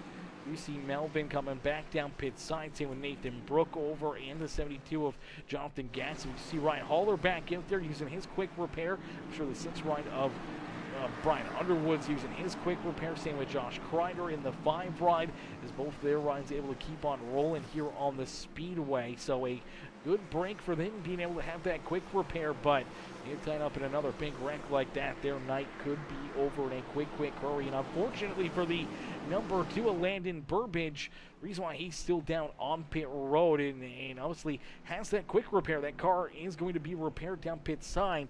Hasn't been into any issues yet today, but having that quick repair in his back pocket with that motor expiring down in 3 and 4, he's had to tow this race car back to pit lane And I think that's where he runs into these issues, where he's down pit side for multiple minutes here, getting ready to try to go back out there onto the racetrack. Unfortunately, already multiple laps down, and sees these drivers get the green flag as we go back to battle here this afternoon.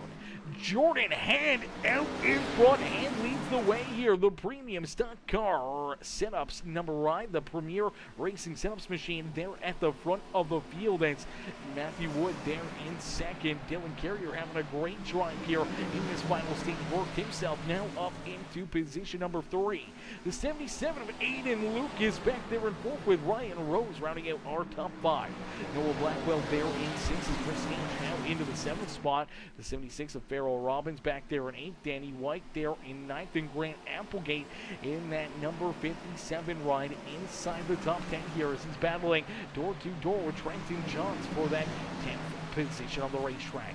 Josh Crider there in 12th with Brian Underwood back there in 13th. Then we see Thomas Horvath, Ryan Haller, Chris Getz, Nathan Brookover, and Jonathan Gaston, our top 15 here on the Speedway and still on the lead lap. Melvin Branker, first car, one or multiple laps down. Then Kevin Winker, Ben Gleason, Benjamin Romano already off the Speedway and down at pit, behind pit wall in the 2 ride. Landon Burbage still down pit side. A heartbreaker there for one of our playoff competitors here this afternoon. Luckily enough, he was able to earn himself a couple good, stage points here this afternoon, but unfortunately, the stage points only get you so far, and having a 23rd place finish, definitely not the spot you want to be if you want to try to keep your playoff dreams alive here this afternoon. And one of those drivers looking to see if they can just work their way right into round number 3 here of the Premium Stock Car Racing League playoffs. Is this one rider, Jordan Hand,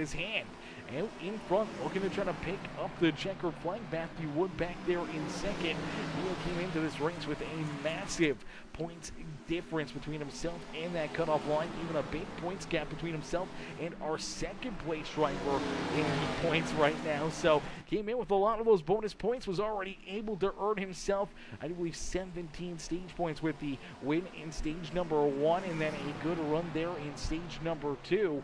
And he's going to be feeling pretty confident about his performance as we do see the caution flag come back out. So the caution flag going to come back out into everyone who voted for 3 or more yellow flags here in this one.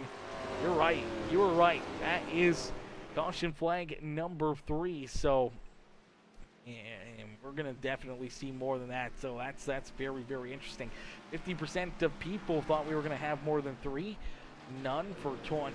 None. Wow, we have way more than none. A couple people voted for 2, and unfortunately, it was that 50% vote for more than 3. So, wowzers, good guesses right there for a lot of people on that poll. As we do see the caution flag come back out. Looks like Noah Blackwell is running into some issues here. I'm not sure if anyone else may have gotten collected here. Looks like Chris Stange may be getting into the 9 ride to help him go down and into the apron. We saw this out of corner number 4. There's the contact right there. They get into it again. Some pretty good damage there. And you'll see the 76 of Farrell Robbins nowhere to go. And that's where we see that caution flag fly. Now, I do believe the lap before this, we saw this 9 ride run into almost that same issue here. Let's see Noah Blackwell coming out of corner 4 the lap before this. This is what we saw. He makes a little contact with the 78, almost goes around, able to catch that car from going down onto the apron, but he loses that spot. Now battling with that 29 ride. And the next time by, this is where him and Chris Stange make that contact and get into it down here on the front straightaway. Unfortunately, pretty heavy contact between the 9 and the 29. And for Chris Stange, being one of our playoff drivers, unfortunately getting tied up here in this one, going to cause quite a bit of damage here for himself as it's into the back end of the 9, washes him off the racetrack, still getting into him, and then they kind of bounce off each other hard right there off the wall. They get together again here, and unfortunately that's going to spin that 9 right around over to go for Farrell Robbins. He T-bones the side of him there. Luckily enough, everyone else able to keep themselves out of this one. Everyone else able to avoid this 9 ride as he continues to roll backwards down on the apron, gets this car stopped before hitting the inside wall, but damage already done and the caution flag already out and into the air. And now we do see Chris Stange, I do believe, off of the racing surface here as well. So Chris Stange has taken his car out of this race. So one of our playoff drivers calling it quits here, and we do see Landon Burbage still down pit road. So a pair of our playoff contenders running into problems after our halfway marker here this evening. So these drivers running into issues, having these problems, could open up the door for some drivers to stretch out points lead to be able to try to work their way into the next round of the playoffs. And now Landon Burbage down pit road, Chris Stange off the racetrack as well, the 29 ride. This is going to make things very, very interesting as we do see Melvin Brengruer back down pit road. We do see the 76 of Farrell Robbins down pit side. We see the 88 of Dylan Carrier and Jordan Hand both coming down pit road again here as well. So Hand going to give up the race lead here and come back down pit side. This is an interesting call here. So Ryan Rose is going to be our race leader now. Ryan Haller now in second. Ryan Underwood there in third with Matthew Wood scored in position number 4. Aiden Lucas, Danny White, Josh Crider, Trenton Johns, Thomas Horvath, Grant Applegate, our top 10 here on the Speedway. Then we see Jonathan Gaston, Noah Blackwell, Chris Getz, Farrell Robbins, Melvin Brengruer back onto the lead lap there in the Pedigree 84 ride. And then we see Jordan Hand, Nathan Brookover, Dylan Carrier coming back out onto the racetrack here after making an extra pit stop right there, making sure their cars are absolutely filled with fuel. So they got a couple more laps than the rest of our race leaders here in that fuel strategy. So we'll have to wait and see if anyone else decides to do that strategy as well, coming back down pit road, maybe trying to get some extra fuel into their cars and seeing if they can stretch it to the end. We do see Danny White back down pit side. Here comes the 72 of Gaston. Here comes Farrell Robbins as well. The 8 ride of Brookover coming back down pit road. So 4 drivers maybe trying to get as much fuel as possible into their race cars here before we go back to Green Flag Racing. One driver hasn't been down pit side in quite a little while is the 78 of Ryan Rose. Rose back down pit side on lap 109 and now finds himself with this race lead, but on older equipment than pretty much everyone back here behind him. Ryan Haller was last down pit side on lap 125, where everyone else 137s all the way back to Chris Gantz, who came down pit road on lap 138. And we saw Jordan Hand and Dylan Carrier coming down on lap 139, making sure they get their cars completely filled up. And a few more of these cats back here on lap 140. So we'll have to wait and see if they can make it 60 laps on a tank of fuel and see if maybe they can stretch that out and see if they can make it to the end without having to make another green flag pit stop or another pit stop altogether. But if we I don't know, maybe we'll see them having to still run into those issues. We do see Ryan Haller right into the get-go watching up the racetrack now. Oh, the 9 ride turned around. Hard content caution flag back in on the racetrack. Noah Blackwell almost airborne right there. Heavy damage for the 66 ride. A tough break there for Danny White as well. Stopped on the racetrack. Nathan Brookover just able to get through that, but heavy damage here for the 9 ride.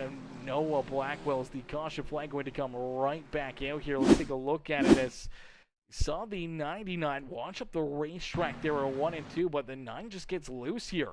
Into corner number 2, gets a little loose. That car just gets a little evil on him. Snaps around as he tries to correct it. Looks like the car just overcorrects, catches itself, and then just shunts him right up the speedway hard into the outside fence that was right in front of his teammate there, Dylan Carrier. Carrier almost getting a big piece of that one, but you do see Chris Gantz getting tied up in that one.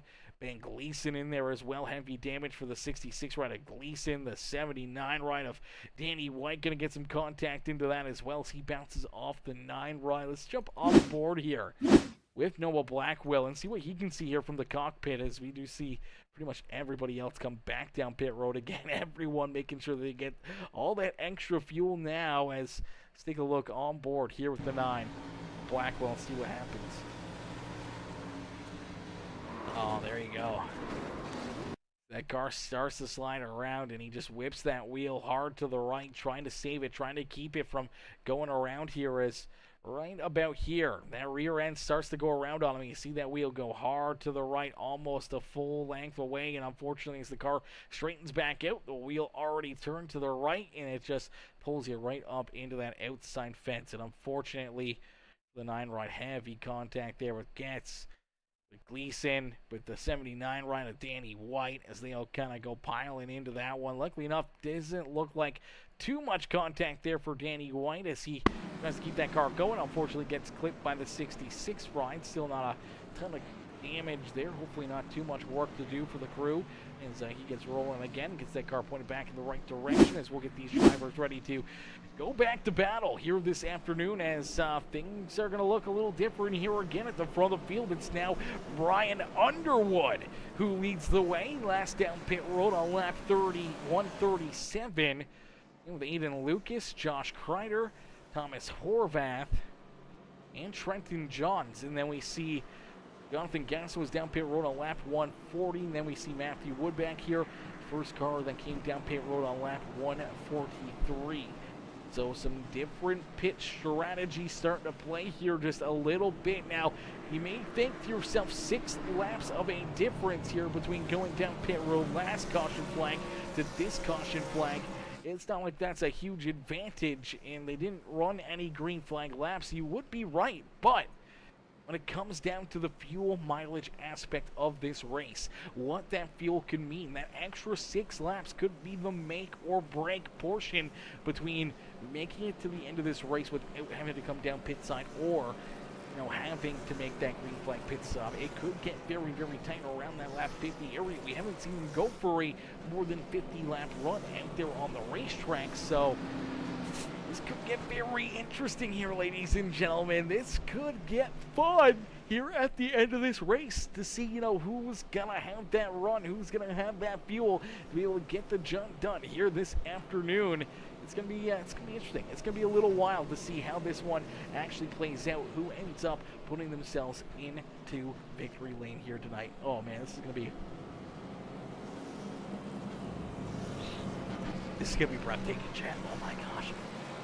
This is going to be amazing. This is going to be a lot of fun, and we are absolutely hyped for it. If you guys are excited to see how this race finishes out, make sure you guys jump into the comment section right now. Let us know who you're cheering for. Who do you want to see up and into victory lane here at Iowa Speedway? Also, make sure you hit that like button, hit that share button, hit that follow or subscribe button. If you're watching over on YouTube, become part of the Peacemaker family today. Smash that subscribe button. Become part of the Peacemaker members crew as well, the Peacemaker sub club, by hitting that join button. Become part of our paid memberships here on YouTube. Become part of the exclusive family where you earn exclusive content, exclusive use to different emotes and stickers and everything else here in the YouTube chat to make it that much cooler, that much more exclusive, and make you stand out more to all the fans in the stands that are watching. And see you here in the comment section. Honestly, get some good shoutouts with me and some more opportunities as well to play in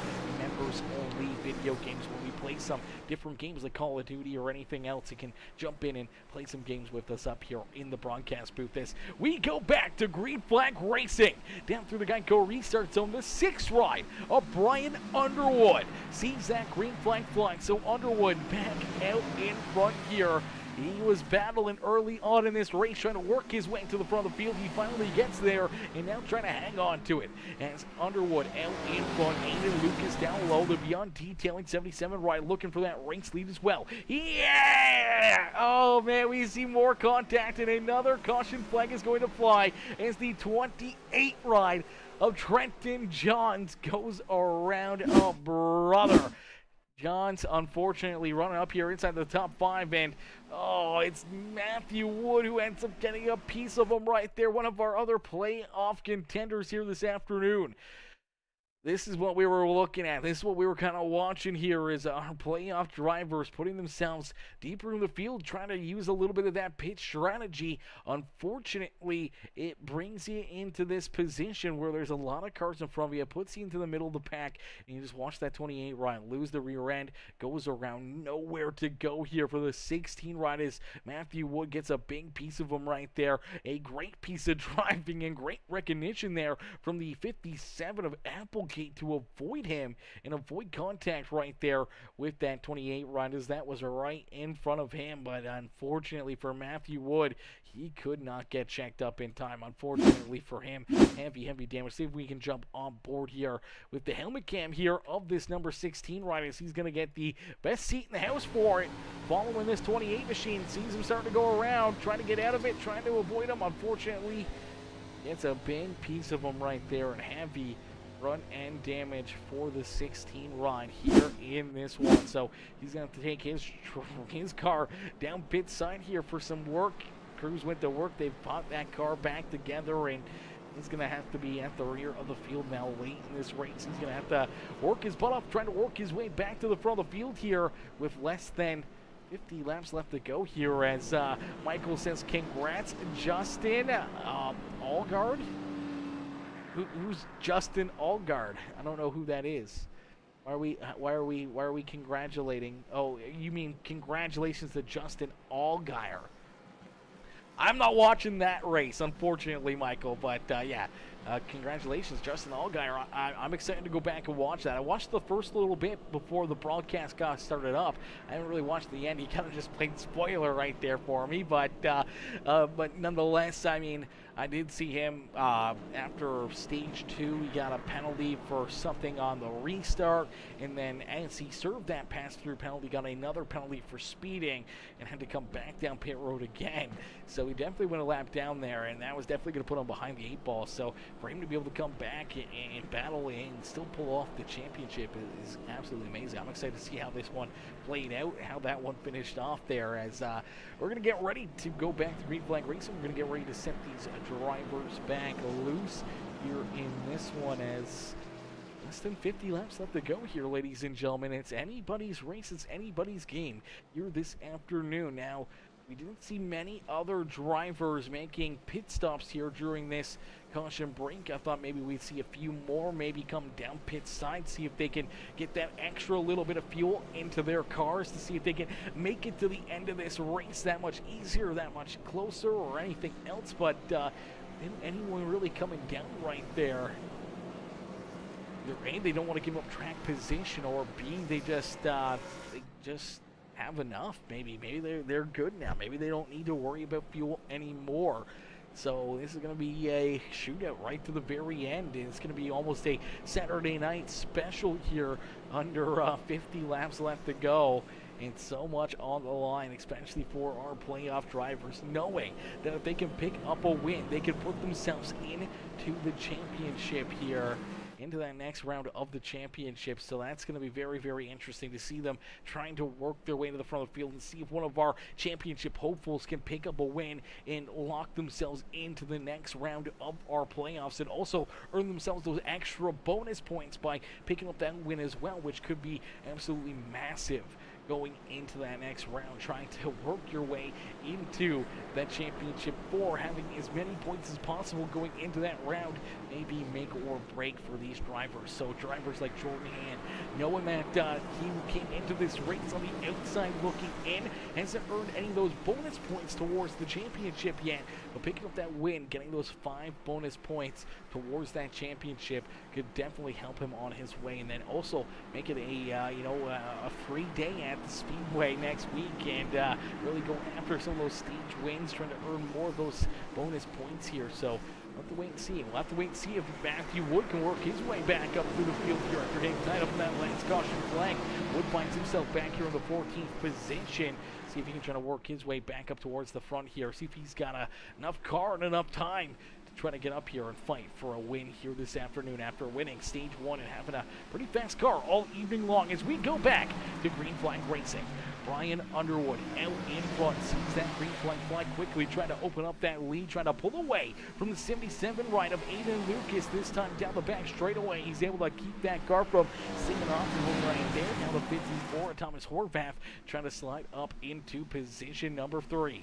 Here comes Jordan Hand, though. Hand down low, works himself underneath that number 72 of Jonathan Gaston. Gaston going to hang on to it as the 99 runner Ryan Haller again washes up the racetrack right there through 1 and 2 as they're 3-4 wide down the back straightaway here at Iowa Speedway. These drivers got to be very, very conscious, trying to keep themselves out of trouble, trying to keep their cars pointing the right direction and battling 3 wide right here. Look out, contact, Jordan Hand goes around, hard contact, Hand collected into this one. Oh no, Jordan Hand trying to have himself a picture-perfect day. Now gets collected in this caution flag as another yellow being displayed here this afternoon.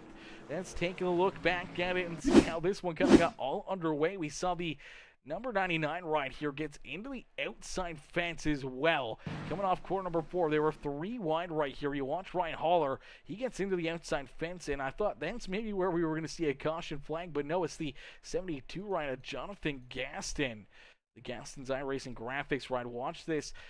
Scott Bloomquist inspired ride, the white, green, and black ride here on the outside of Jordan Hand in the one machine. Gets loose on corner exit right there. That car steps around on him. Then he bounces off the one right of Jordan Hand. Hand's got nowhere to go. He gets clipped again, and that kind of just washes him up the racetrack. He tries to correct it, tries to save it. Unfortunately, that just spins this car around, and as he washes down the racetrack, Ryan Rose is going to come in here and get a big piece of him right there. Pretty good contact there for the one right, and then he's going to get maybe a little bit more contact right there from the 84 of Melvin Brengruer, as well as the 28 right. Heavy damage there for him. Heavy damage for the 72 is, let's keep an eye on the 72 right of Jonathan Gaston as he's kind of bouncing around here, kind of flying around and off the one right, gets up into the outside fence. There's the 28, slams into him as he slams into the 84 right. And unfortunately, a lot of drivers tore up right here down on the front straightaway. And for another one of our playoff drivers having issues, definitely not the spot that Jordan Hand wanted to be, and he's going to make his way back down into his pit stall, look to get some more repairs done, and going to get that car back out there onto the racetrack as Ryan Underwood continuing to lead the way here. Track position may have been the key to victory here this afternoon. Late in this race, making a stand, staying out there, even with a couple quick caution flags. A lot of drivers coming back down pit road, having 6-lap older equipment, but really no green flag laps on the tires or anything. He's able to keep himself here at the front of the field, and after a couple more quick caution flags, these laps continue to click their way down here. And if we can see a bunch of these laps continue to get strung together, keep seeing these caution flags come up, may open that door for this 6 ride to continue to just keep hitting his marks, keep this car out of trouble, and potentially drive his way into victory lane here this evening at Iowa Speedway as we're about to hit lap number 160, meaning about 40 laps left to go. And it's a 40-lap dash to the cash here this afternoon for drivers this evening. And this is going to be a lot of fun. This is going to be interesting to see what all these competitors can do here on the racetrack as we're going to get ready to go back to green flag racing. We'll get these drivers stacked up, racked up, and ready to go in just a few more moments.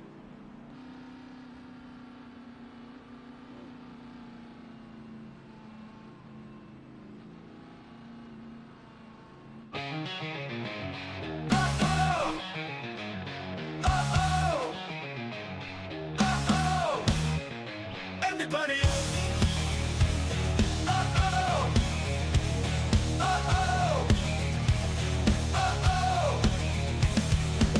Engines roaring loud and proud. Track is hot, fans are wild. Speeds are climbing high and fast. Racing dreams are built to last. Drivers ready, hearts are strong. Victory feels like a song. Wheels they spin, rubber burns. Corners come and swiftly turn. Drivers ready, hearts are strong. Victory feels like a song. Wheels they spin, rubber burns. Corners come and swiftly turn. Race to the finish line. Feel the rush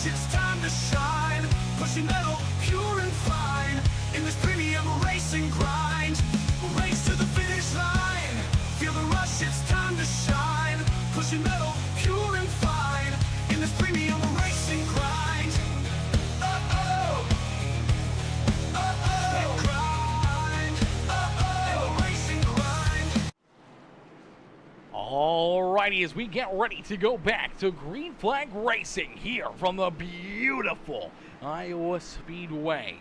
Brian Underwood out in front, sees the lights turned off, the official iRacing pace car, and we will get ready to go back to green flag racing. Is nice and easy down and out of corner number 4. The pace car will make the hard left-hand turn back down pit side, and we will go back to green flag racing. Is down through the Geico restart zone. The 6 machine will launch first as our race leader gets a big jump right there, and quickly there's the 77 of Aiden Lucas and leads us back down into corner number 1. One driver unfortunately down and off the racetrack was the 9 ride of Noah Blackwell. Blackwell running into some more issues here on the restart, but able to keep that car rolling, keeps it pointed in the right direction, and no caution flag on the racetrack. We'll have to keep an eye out for Jordan Hand deeper in the field after getting tied up in that last caution flag. See if this one machine can work himself up and towards the front of the pack here, as him and the 78 of Ryan Rose both trying to get towards the top 5 here on the speedway. But it's Brian Underwood who leads the way, but feeling the pressure here from Aiden Lucas. Is Lucas down low looking for the race lead out of corner number 4. They go door to door down across the start finish line. The 6 right though with that outside momentum, able to hang on to the race lead. So Brian Underwood continues to lead the way, but Aiden Lucas in the Beyond Detailing 77 ride putting the pressure there onto his back bumper as Josh Crider hangs on to position number 3. Dylan Carrier there in 4th with Matthew Wood now running out our top 5, so a good rebound there for the 16 machine as Wood back inside the top 5 on the racetrack. We'll see if he can work himself back up towards the front of the field as Ryan Rose there in 6, Ryan Haller back there in 7th as we see Brant Applegate and the 1 right of Jordan Hand. Hand thinking about splitting the middle right here and taking him 3 wide. He's going to in the 99. Unfortunately slides back a little bit more here. He's going to give up that spot and allow Hand to continue to battle door to door here with Grant Applegate as they battle back here for that 7th spot on the speedway. Jordan Hand looking to continue to work his way up towards the front of the field here this afternoon. One driver still on the racetrack there. That's the 9 right of Noah Blackwell. No caution flag here as he's going to go a lap down out there on the speedway. Looks like he's going to try and maybe get this car down pit side. No, he's going to stay out here on the racetrack. So Blackwell, unfortunately, after coming down pit side, allowing all of our race leaders to go by, looks like he's going to pick up speed here down and out of corner number 2 as he's back here at the rear of the field. As out in front, Brian Underwood continuing to hang on to this race lead. He's starting to separate themselves here between themselves and our 3rd place driver, which is now Matthew Wood. So Wood has been able to get back around Josh Crider and the 88 rider Dylan Carrier. Carrier sliding backwards here a little bit now. Now you see Jordan Hand and that 57 of Grant Applegate both trying to jump up here and work himself around the 88 machine as they're trying to march their way back to the front of the field. Crider trying to hold off Ryan Rose, but Rose up into position number 4 and looking for more here. So Ryan Rose working himself up and through the traffic here this afternoon. Is out in front. It's still the 6 ride as Brian Underwood continues to lead the way. Underwood out in front of the 77 of Ethan Lucas. They're in position number 2 on the speedway. And then we see Matthew Wood there in 3rd. Ryan Rose, Josh Crider, our top 5. Jordan Hand now up into the 6th position as the 57 of Grant Applegate right there in 7th. And we see Dylan Carrier and Thomas Horvath. Nathan Brookover rounding out our top 10. Ryan Haller back there in 11th with Danny White there in 12th. Chris Gantz in 13th with Jonathan Gaston, Melvin Brengruer, Kevin Winker, Noah Blackwell, Trenton Johns, Ben Gleason, Farrell Robbins, Chris Stange, Benjamin Romano, and Landon Burbage rounding out our field here this afternoon. A couple of those drivers in our playoffs still. Chris Stange and Landon Burbage definitely not the runs that they were hoping for here this afternoon, as out of the 8 drivers still in playoff contention, they are the only 2 outside of the top 10 right now on the speedway.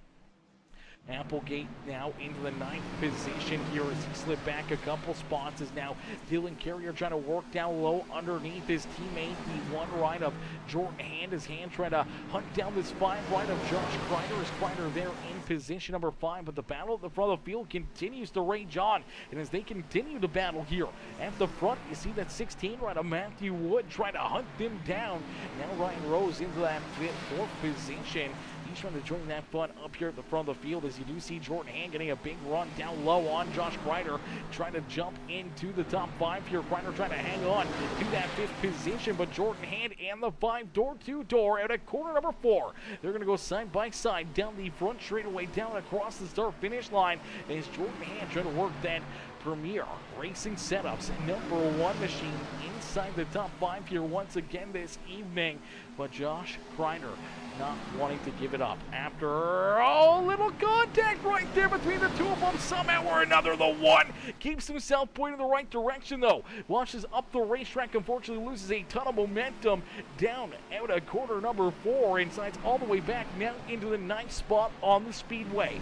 A little contact right there between the 1 and that number 5 right. We'll take a look back at it and see that contact as Jordan Hand working down to the inside, trying to move himself inside the top 5 here once again on the evening, and the 1 kind of just sends it in there, but the 5 kind of sends it in and cuts down over top of him right here a little bit. And unfortunately, that's where the contact's made, and you see that front end get loose, points down the racetrack. Luckily enough, he's able to save that car, keep it from going around here, and keeps us under the green flag. But Jordan Hand now back into that 9th position on the speedway. As out in front, it's still Brian Underwood. Underwood looking to try to jump up here and steal this win away from everybody here this afternoon. As the 6 machine looking for the dub, he's got himself figured out here in this one. Now it's the big question about fuel mileage and tire wear. Can he keep this car underneath of him? Can he keep himself pointed in the right direction here for the remainder of this race? Is down across the line. We see 23 more laps of racing action here this afternoon. 23 more laps here for Brian Underwood to try to pick up a big checkered flag here this afternoon, meaning that he would lock himself into the next round of our premium stock car racing league playoffs here this evening. If he can get this win, he's on through to the 3rd round here, and that will set him up for what could be a big run and some big momentum going through that 3rd round and trying to work his way into that championship 4 battle in Las Vegas in a few weeks' time here with the Premium Stock Car Racing League as the Gaston's iRacing graphics ride out in front, showing him how to get it done. Aiden Lucas, the Beyond Detailing ride, looking to play a little bit of a spoiler here this afternoon. One of our non-playoff participants back here in position number 2 on the racetrack. He's been showing that nose to the inside a couple times on Brian Underwood, but now starting to slide back ever so slightly, but maybe just trying to be patient here. Letting this race kind of come to him, seeing if the tires can fall off that number 6 ride and see if he can catch him here later on in this run and see if he can make that move to finally put this 77 ride up and into victory lane. Not too far back there behind him, though, is the 16 ride, the Racers for Christ ride of Matthew Wood, who's been one of the more dominant cars here in the series after picking up multiple checkered flags here on the year. Came into this race with the number 1 seed in our playoffs, came in with a lot of bonus points and a big cushion between himself and our 2nd place driver in points, but also a big cushion between himself and that bubble area to make it into the next round. So he's got to be feeling pretty comfortable. He was able to pick up stage win number 1, came home 3rd in stage number 2. Those stage points in a top 3 run here, Matthew Wood could potentially point his way in to the next round of our playoffs, but he's got Ryan Rose trying to hunt him down, and now Thomas Horvath into position number 5. Dylan Carrier there in 6 as Josh Crider back here in position number 7. Grant Applegate there in 8th, and Jordan Hand rounding out our top 9 here on the speedway. Ryan Haller back there in 10th with Nathan Brookover on his back bumper in 11th. Danny White there in 12th. Jonathan Gaston back here in 13th. Chris Getz Melvin Brangruer, Kevin Winker, our top 16 here on the Speedway.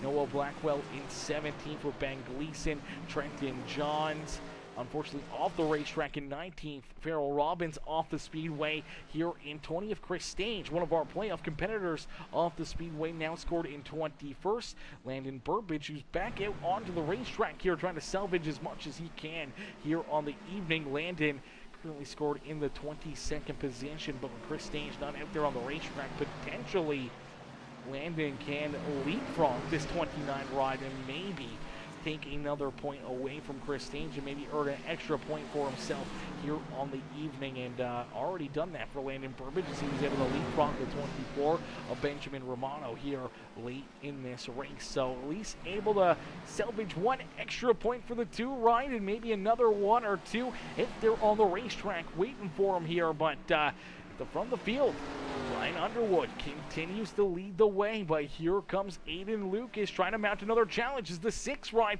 gets a little loose right there out at corner number 4. Oh, baby, the handling may be starting to go away here ever so slightly for Brian Underwood, or maybe it's the pressure starting to get here into that 6 ride's helmet as he's starting to make a couple mistakes, and it's opening up the door for Aiden Lucas. The reel in this 6 ride, now going to be able to use the 9 as a little bit of a pick right there. Not the exit that 6 ride of Underwood was hoping for. And he was able to close in just ever so slightly, but now up the racetrack, looking for a big run down the back straightaway.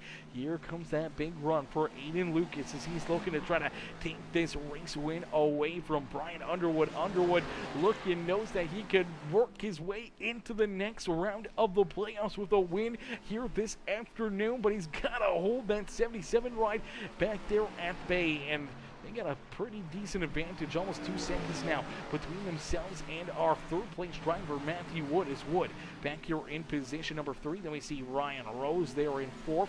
Thomas Horvath there in 5th with Dylan Carrier, Josh Crider, and Grant Applegate battling back here for position number 7. Jordan Hand right there in that 9th position. 3 of our playoff drivers, but look out! Josh Crider running into issues. Crider is going to go around. There's the caution flag. Caution flag on the racetrack as Josh Crider goes around here on the front straightaway after contact between himself and the 57 ride of Applegate coming out of corner number 4. These guys were battling pretty hard here, just inside the top 10, and unfortunately, you watch the 57, he gets a little loose there on corner exit. The 5 washing up, unfortunately gets into the numbers there of the Red Bull Racing 57. Ryan pushes that front end down. He's trying to correct it, trying to get this car pointed back in the right direction, and just really hoping to stay out of any more contact, trying to keep this car out of the fence, trying to keep it from getting slammed into by anybody else. Luckily enough, they had a pretty big gap between themselves and the 66 right here, rolling into the picture as they were able to keep him from getting any more damage there. But the caution flag does come out late in this race, and that's really going to mix things up here at the front of the field, as some drivers may stay out, some drivers may come down pit side. We'll have to wait and see. So there you go. One driver staying out, that is Thomas Horvath. Horvath going to stay out on the racetrack, not coming down pit side, but looks like everybody else pretty much coming down pit road here. Looks like Jonathan Gaston may be staying out as well in the 72 ride. So, oh, baby, chat, this is going to make things interesting here. This is what we came for. This is the show we were hoping for here this afternoon. As a late race caution flag, everybody down pit side here. Less than 10 laps left to go. We'll see who comes off pit road first here. Who could be one of those drivers with the fresh tires and back him onto the speedway? Does somebody take 2 tires, or it does look like Brian Underwood will be that first car out of pit lane? So Underwood first off of pit road, then Matthew Wood coming out in 2nd, Aiden Lucas there in 3rd. Ryan Rose, Dylan Carrier, Grant Applegate, Jordan Hand, Nathan Brookover going to be our top 10, and then we see Danny White, Josh Crider, Ryan Haller. We're already at our top 13. We still have Melvin Brangruer down pit side, Chris Getz, Kevin Winker down pit road as well as Noah Blackwell and Ben Gleason getting repairs done to their rides. So we're going to get these drivers ready to go back to green flag racing. And we did have a few drivers, a couple drivers stay out here as well. So this is really going to mix things up even more as Thomas Horvath and Jonathan Gaston staying out here on the speedway, not coming down pit side. Now they're going to have virtually 30 lap older tires than the rest of these drivers, so I don't know how much they're going to be able to hang on for, or if they'll be even able to keep these fresh tires back there at bay, but looks like they're going to give it a shot. They're going to give it a good run right here and see if they can, because, man, that could be a big strategy call right here. This is going to be wild to see, and it's going to be wild to see to try to watch these drivers with the fresh tires not only battle amongst themselves, but also trying to work themselves around what could be the slower traffic in the 72 and the 54 ride, trying to navigate through those guys or around them and trying to work their way to the front of the field. Could get a little bit hairy, could get a little bit scary here for a lot of these competitors as we're going to get ready to go back to green flag racing here in this one in just a few more moments. The fun is just about to get started here once again on the evening. I got a quick drink into me, and we're going to get ready to rock and roll here with our main feature event. Pit crew ready, tools in hand, every second by a strand. Fuel and tires, quick change, back to track and destined range. Pit crew ready, tools in hand, every second by a strand. Fuel and tires, quick change, back to track and destined range. Race to the finish line, feel the rush, it's time to shine. Pushing metal, pure and fine, in this premium racing grind. Race to the finish line, feel the rush, it's time to shine. Pushing metal, pure and fine, in this premium racing grind. Oh-oh, grind, oh-oh, racing grind, oh-oh, oh-oh.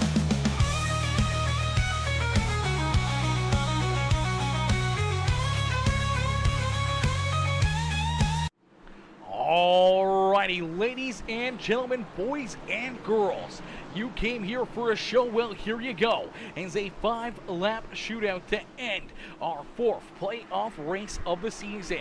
A couple older tires here at the front of the field, fresh tires back there behind them, who will find their way into victory lane here in the Premium Stock Car Racing League. As down through the Geico restart zone, looking for a big jump, is the 54 Thomas Horvath. As Horvath out in front, here comes Brian Underwood. Underwood able to use those fresh tires, looking quickly for the race lead down through corner number 1 and 2, and he'll take it away. So now to the point is that 6 machine of Brian Underwood, 3 wide back there behind him, battling for position number 2. Look out, Matthew Wood almost going around. Wood able to catch that 16 ride though, keep it pointed in the right direction and keeps on rolling, but back now into the 8th spot here on the speedway as Underwood keeps that race lead. Aiden Lucas there in 2nd, and now Ryan Rose up and into position number 3.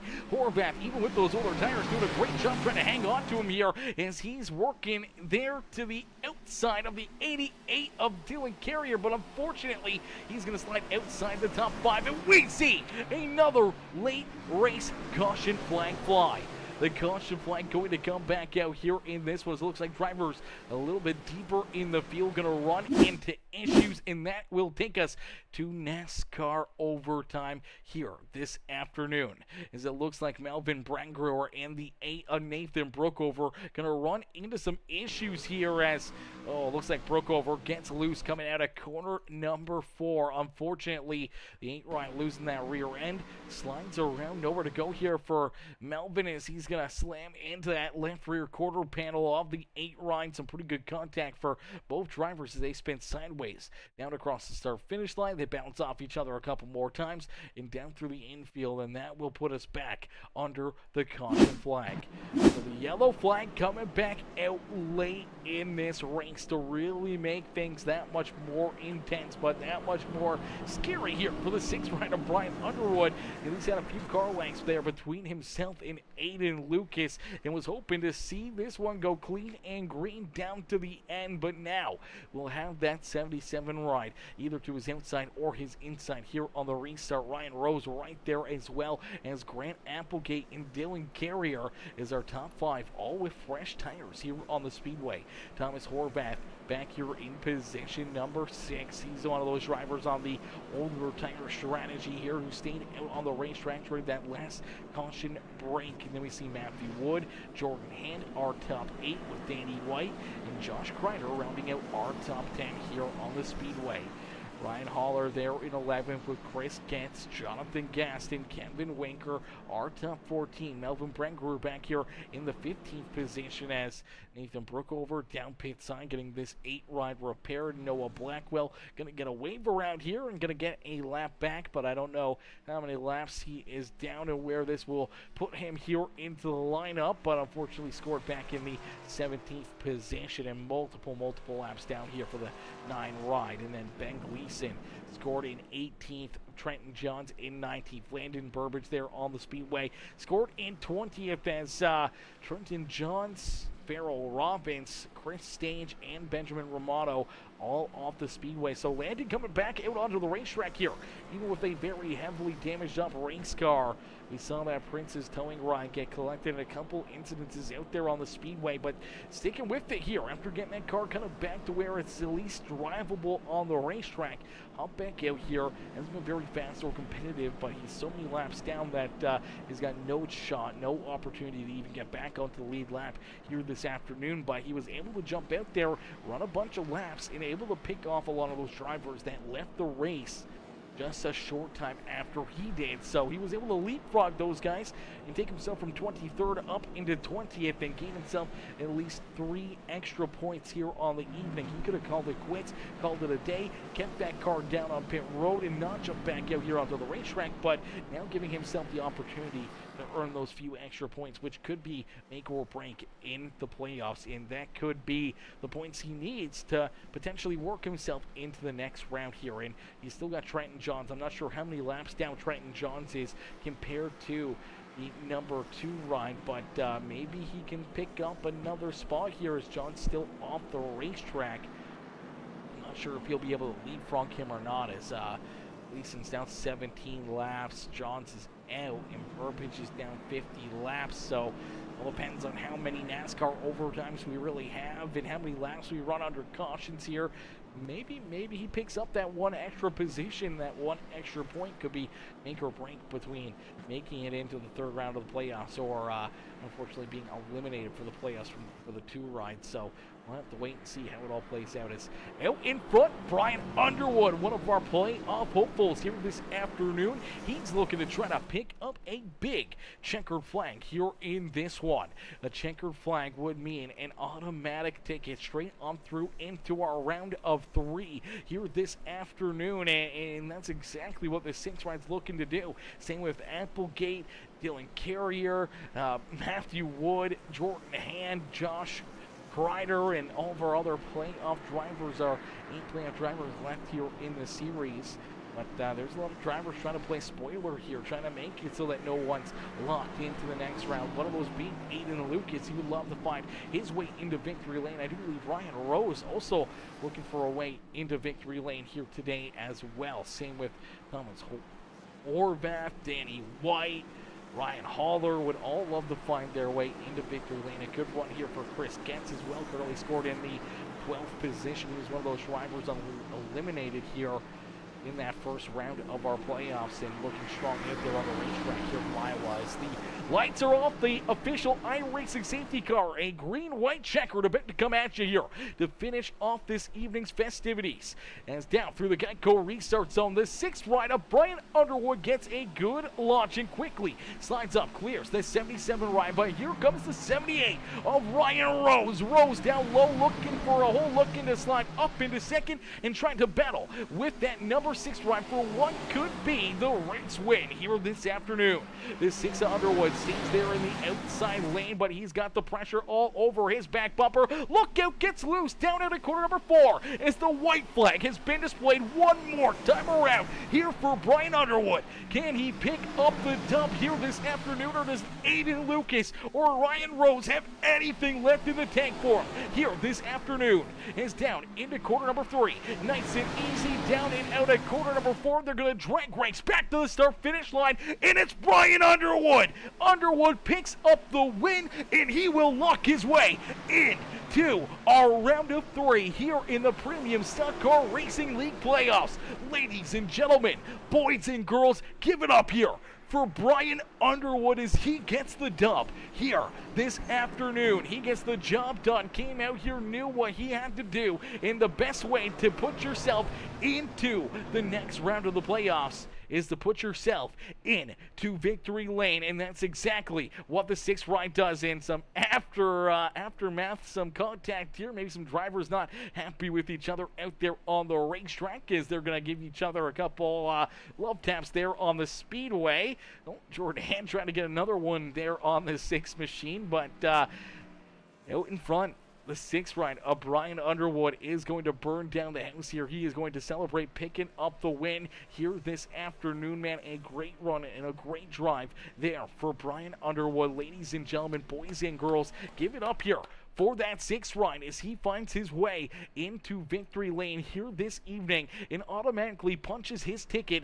into our next round of the playoffs. What a run and what a drive for the Gaston's iRacing Graphics Premium Stock Car Racing League number 6 machine, man. What a run, what a finish right there. What a crazy ending to this one. As my boy Kevin Winker says, well, I guess 12th isn't bad after coming back from 3 laps down. Still not happy about the 57 leg every week, but good comeback for myself. Great comeback, great tuition to stick with it, keep yourself in it, not giving up out there on the racetrack and being able to rebound like that, Winker. Definitely a heck of a run, heck of a drive in, good, great performance out there on the speedway as well. As yeah, we definitely hated seeing you run into those issues with the the little bit of blinkiness there out of that number 57 of Applegate here this afternoon. As we'll get ready to pull our top 3 up and into the broadcast booth as Logic says, I'll take the 5th.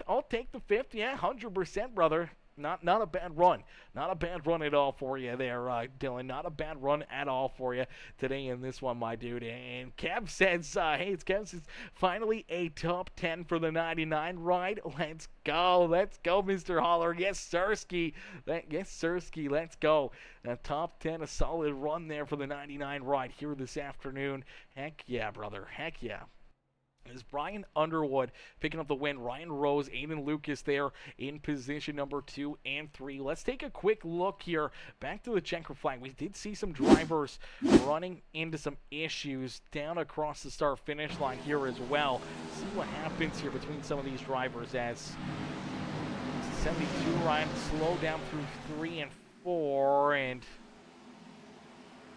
I'm not sure if Melvin just pins it there, just so Ross Chastain it there to the outside fence or not, but he gets a big run to the outside of the 72 ride.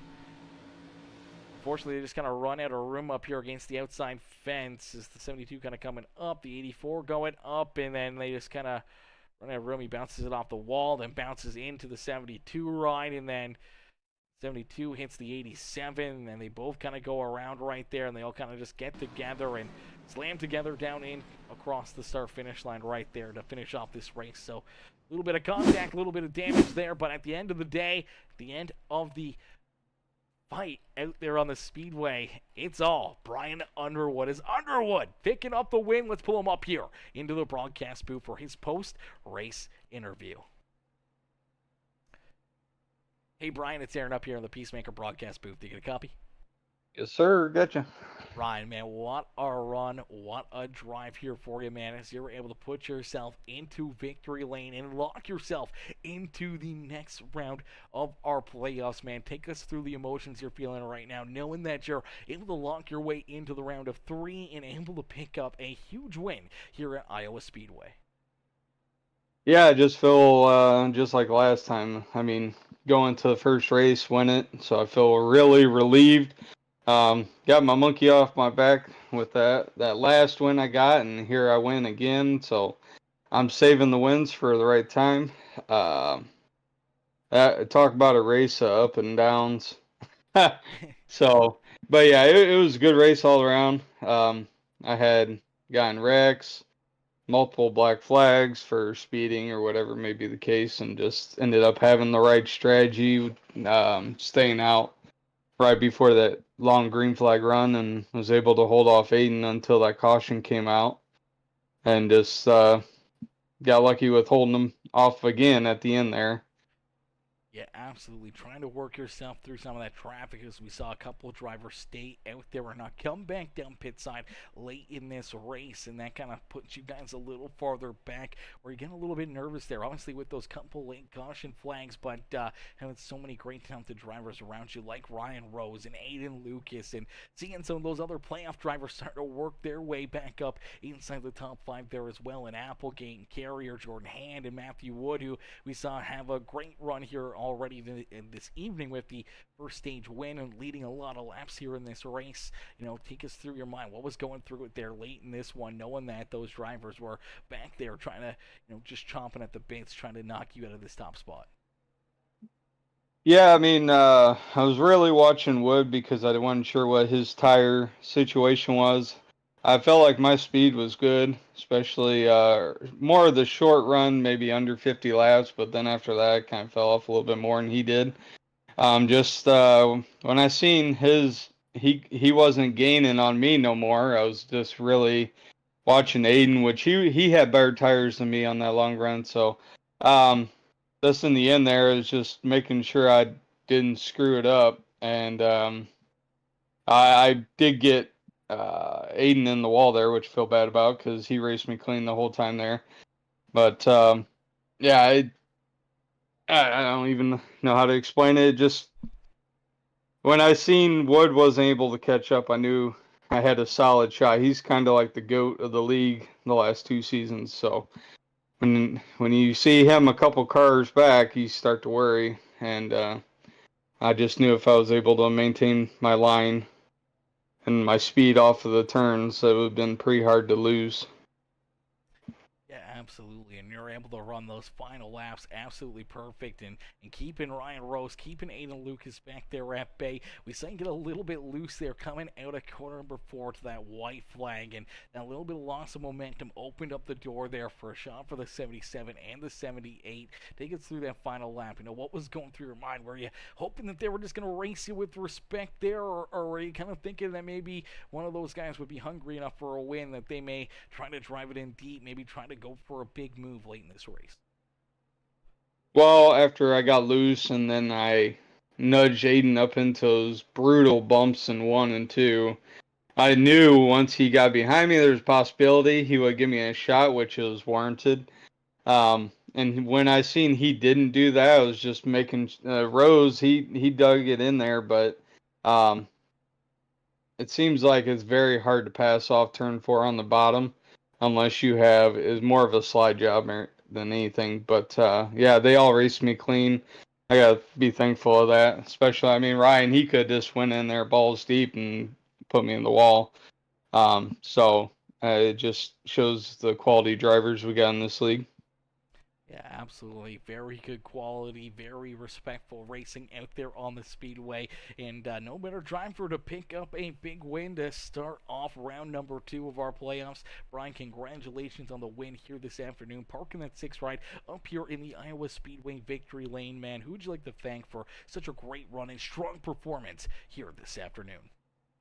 Yeah, I gotta thank you for putting on the show every week, and then gotta thank our audience that tunes in every week. All our drivers, obviously our sponsors, everything, and then my teammates Horvath he helped me out a lot with that restart where he had older tires. He kind of gave me the space to go underneath him, so I gotta thank him because that was a big turning point. And yeah, I mean it's a collective effort, like I said the last time, and hopefully got many years to come. Absolutely, brother. Well, Brian, a great run, a great drive here this afternoon, man. We can't wait to see you back out there on the racetrack at Homestead. But now knowing that you don't have to win next week, you don't have to worry about points, you don't have to worry or stress about, being eliminated from the playoffs, and you're going to be the only driver here in our playoffs next week that's going to be free and clean and able to just run out there, have some fun, and also try to earn yourself some stage wins and maybe some extra bonus points to go towards that third round of our playoffs, man. Congratulations on the win. We can't wait to see you back out there. All right, thank you. Absolutely, Brian. Enjoy the rest of your evening and don't party too hard down there in Victory Lane. Party's my bed. Perfect. Well, sleep well, brother, and enjoy the rest of your Saturday. All right, you too. Alrighty, ladies and gentlemen, give it up there for Brian Underwood as Underwood picks up the win and pulls that 6th ride up and into Victory Lane. As we'll get ready to pull in our 2nd place finisher here, Ryan Rose. Rose coming home in position number 2. We'll pull him up and into the broadcast booth. Hey, Ryan, it's Aaron. Hey, Ryan, it's Aaron up here in the Peacemaker Broadcasting booth. You get a copy? Yes, I do. Ryan, man, a great run, a strong performance from that 78 right here all evening long, and late in this race, you got a couple opportunities there to maybe take this win away from Brian Underwood. He just couldn't quite find what you needed there in that short run to jump up here and take this win away from that 6 machine. Yeah, I couldn't really get there. I just car was way too tight for me, and I didn't have the track position at the time. So yeah, if we had a little bit longer of a run, I might have gotten there, but oh well. I mean, I barely had any practice with this car, so yeah. Well, with very minimal practice and everything else, man, you did a hell of a job. Obviously, coming home pretty good in both of the stages, having some good runs there to start this race, and then to finish this one off by driving yourself kind of back up through the field there after some different pitch strategies and everything else, and put yourself here onto the podium in position number 2. It's got to feel pretty dang good. Yeah, it feels really good to come back in here and perform good. I know I might have like pinched some people down occasionally, but thought I raced pretty clean. And yeah.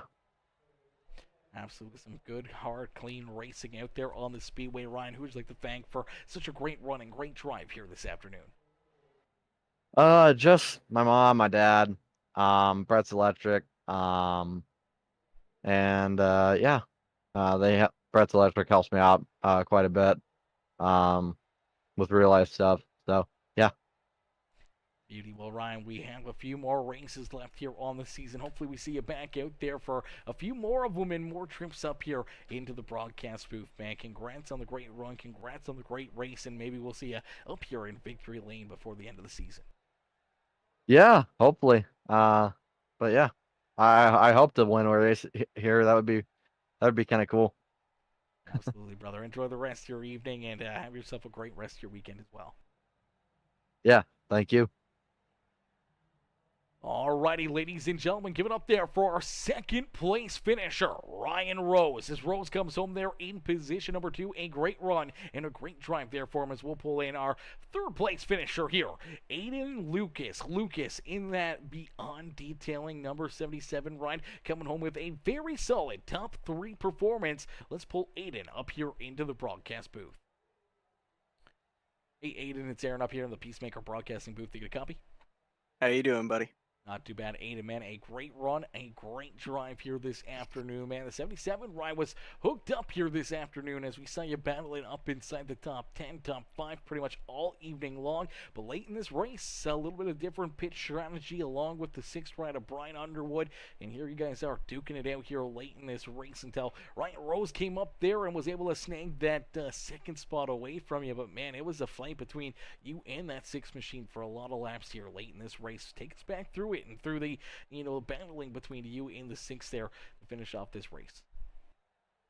Yeah, man. Well, I had a speeding penalty earlier in the day, so I thought my day was done after that. But put the head on straight, drove forward, and got to battling with Brian there after. Yeah, I think we stayed out when we were kind of close on fuel. A couple of my other guys they pitted, but stayed out. Just wanted to see if I could go win it straight up. Not a playoff guy, just trying to go steal a win. But yeah, good battling with Brian. He's always raced me clean, except for the last corner. But these are a good group of guys, and they don't mean any harm by that. But next time he's outside of me, he might get a little door check, but nothing much. Absolutely, brother. Nothing but good, hard, respectful racing, but battling hard there for a race win here, and especially with Brian being one of those playoff drivers trying to lock himself into the next round of the playoffs, man. How do you really attack a driver like that? How do you go through like the process out there on the speedway, battling with those guys, knowing that you're the playoff spoiler, trying to steal a win away from them and an opportunity to lock their way into the next round of the playoffs? Now, knowing that obviously you want that checkered flag just as badly as they do, but they got a lot more on the line for it, man. How do you? What's the thought process there? What's going through your mind as you're fighting with those drivers for that position, knowing that if you make a mistake, it doesn't really hurt you, but it can affect them quite a bit out there on the racetrack? Yeah, man, it's just about racing how you normally race. I try to race as clean as I can, and stay off these guys, give them some room. But sometimes, if it gets a little too close, you got to give them a little door. But no, they're not gonna. I'm not gonna go try and wreck any of those guys. Yeah, absolutely. You want to try to run them with the good respect if they're on the racetrack, but run them clean or run them hard still. As you're still in this race, you're still in there trying to pick up a win yourself and trying to salvage a good finish to the season. But man, a good race and a solid race here for you all night long. And you got to be pretty proud with how this evening went. And who do you want to thank for such a great performance out there on the Speedway? Oh yeah. Well, it's just about building momentum into next season. Maybe we can go make a statement somewhere, but just want to thank Beyond Detailing as always. We got that beautiful gold on that car. It shines like no other.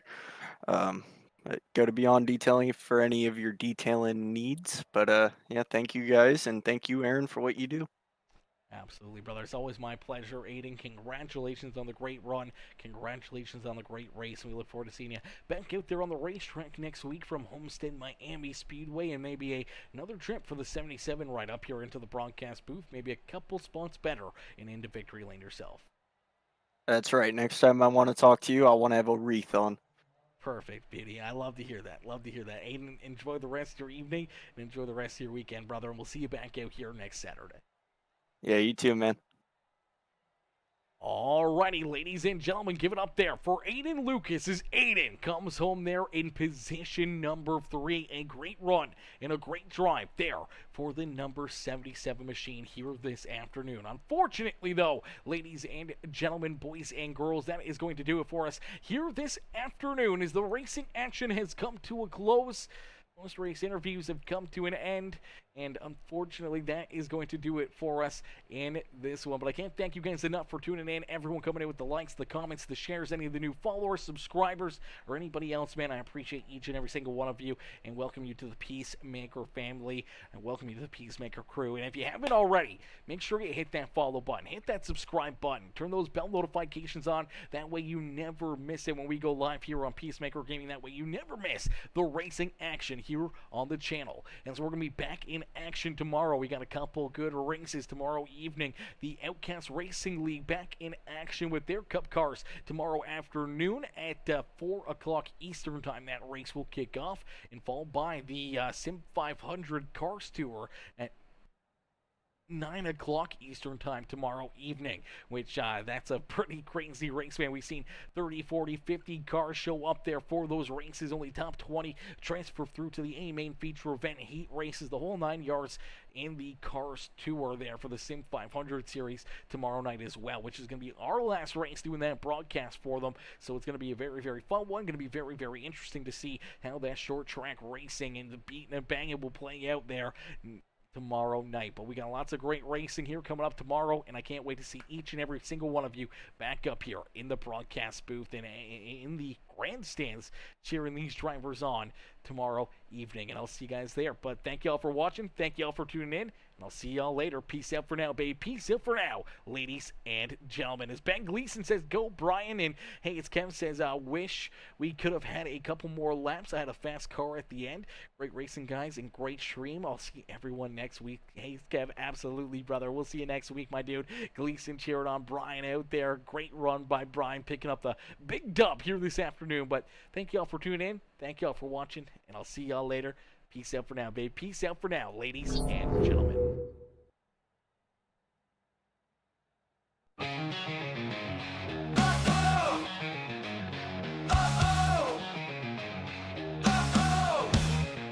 Everybody.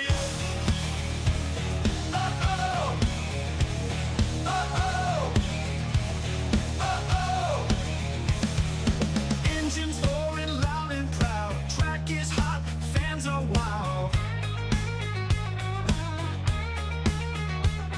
Speeds are climbing high and fast. Racing dreams are built to last. Drivers ready, hearts are strong. Victory feels like a song. Wheels they spin, rubber burns. Corners come and swiftly turn. Drivers ready, hearts are strong. Victory feels like a song. Wheels they spin, rubber burns. Corners come and swiftly turn. Race to the finish line. Feel the rush, it's time to shine. Pushing metal, pure and fine. In this premium racing grind. Race to the finish line. Feel the rush, it's time to shine.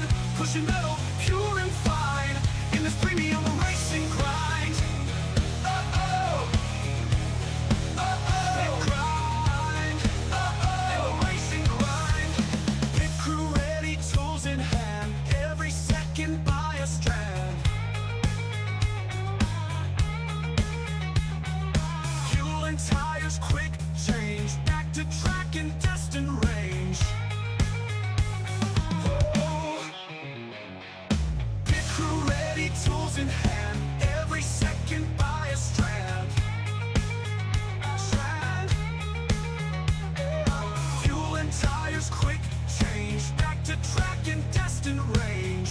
Oh. Race to the finish line. Feel the rush, it's time to shine. Pushing metal, pure and fine. In this premium racing grind. Race to the finish line. Feel the rush, it's time to shine. Pushing metal, pure and fine. In this premium racing grind. Uh-oh. Grind. Uh-oh. Racing grind. Uh-oh.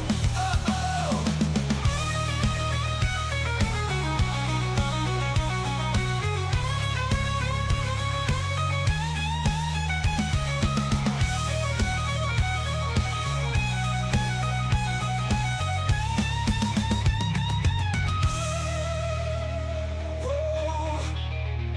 Race to the finish line. Feel the rush, it's time to shine. Pushing metal, pure and fine. In this premium racing grind. Race to the finish line. Feel the rush, it's time to shine. Pushing metal.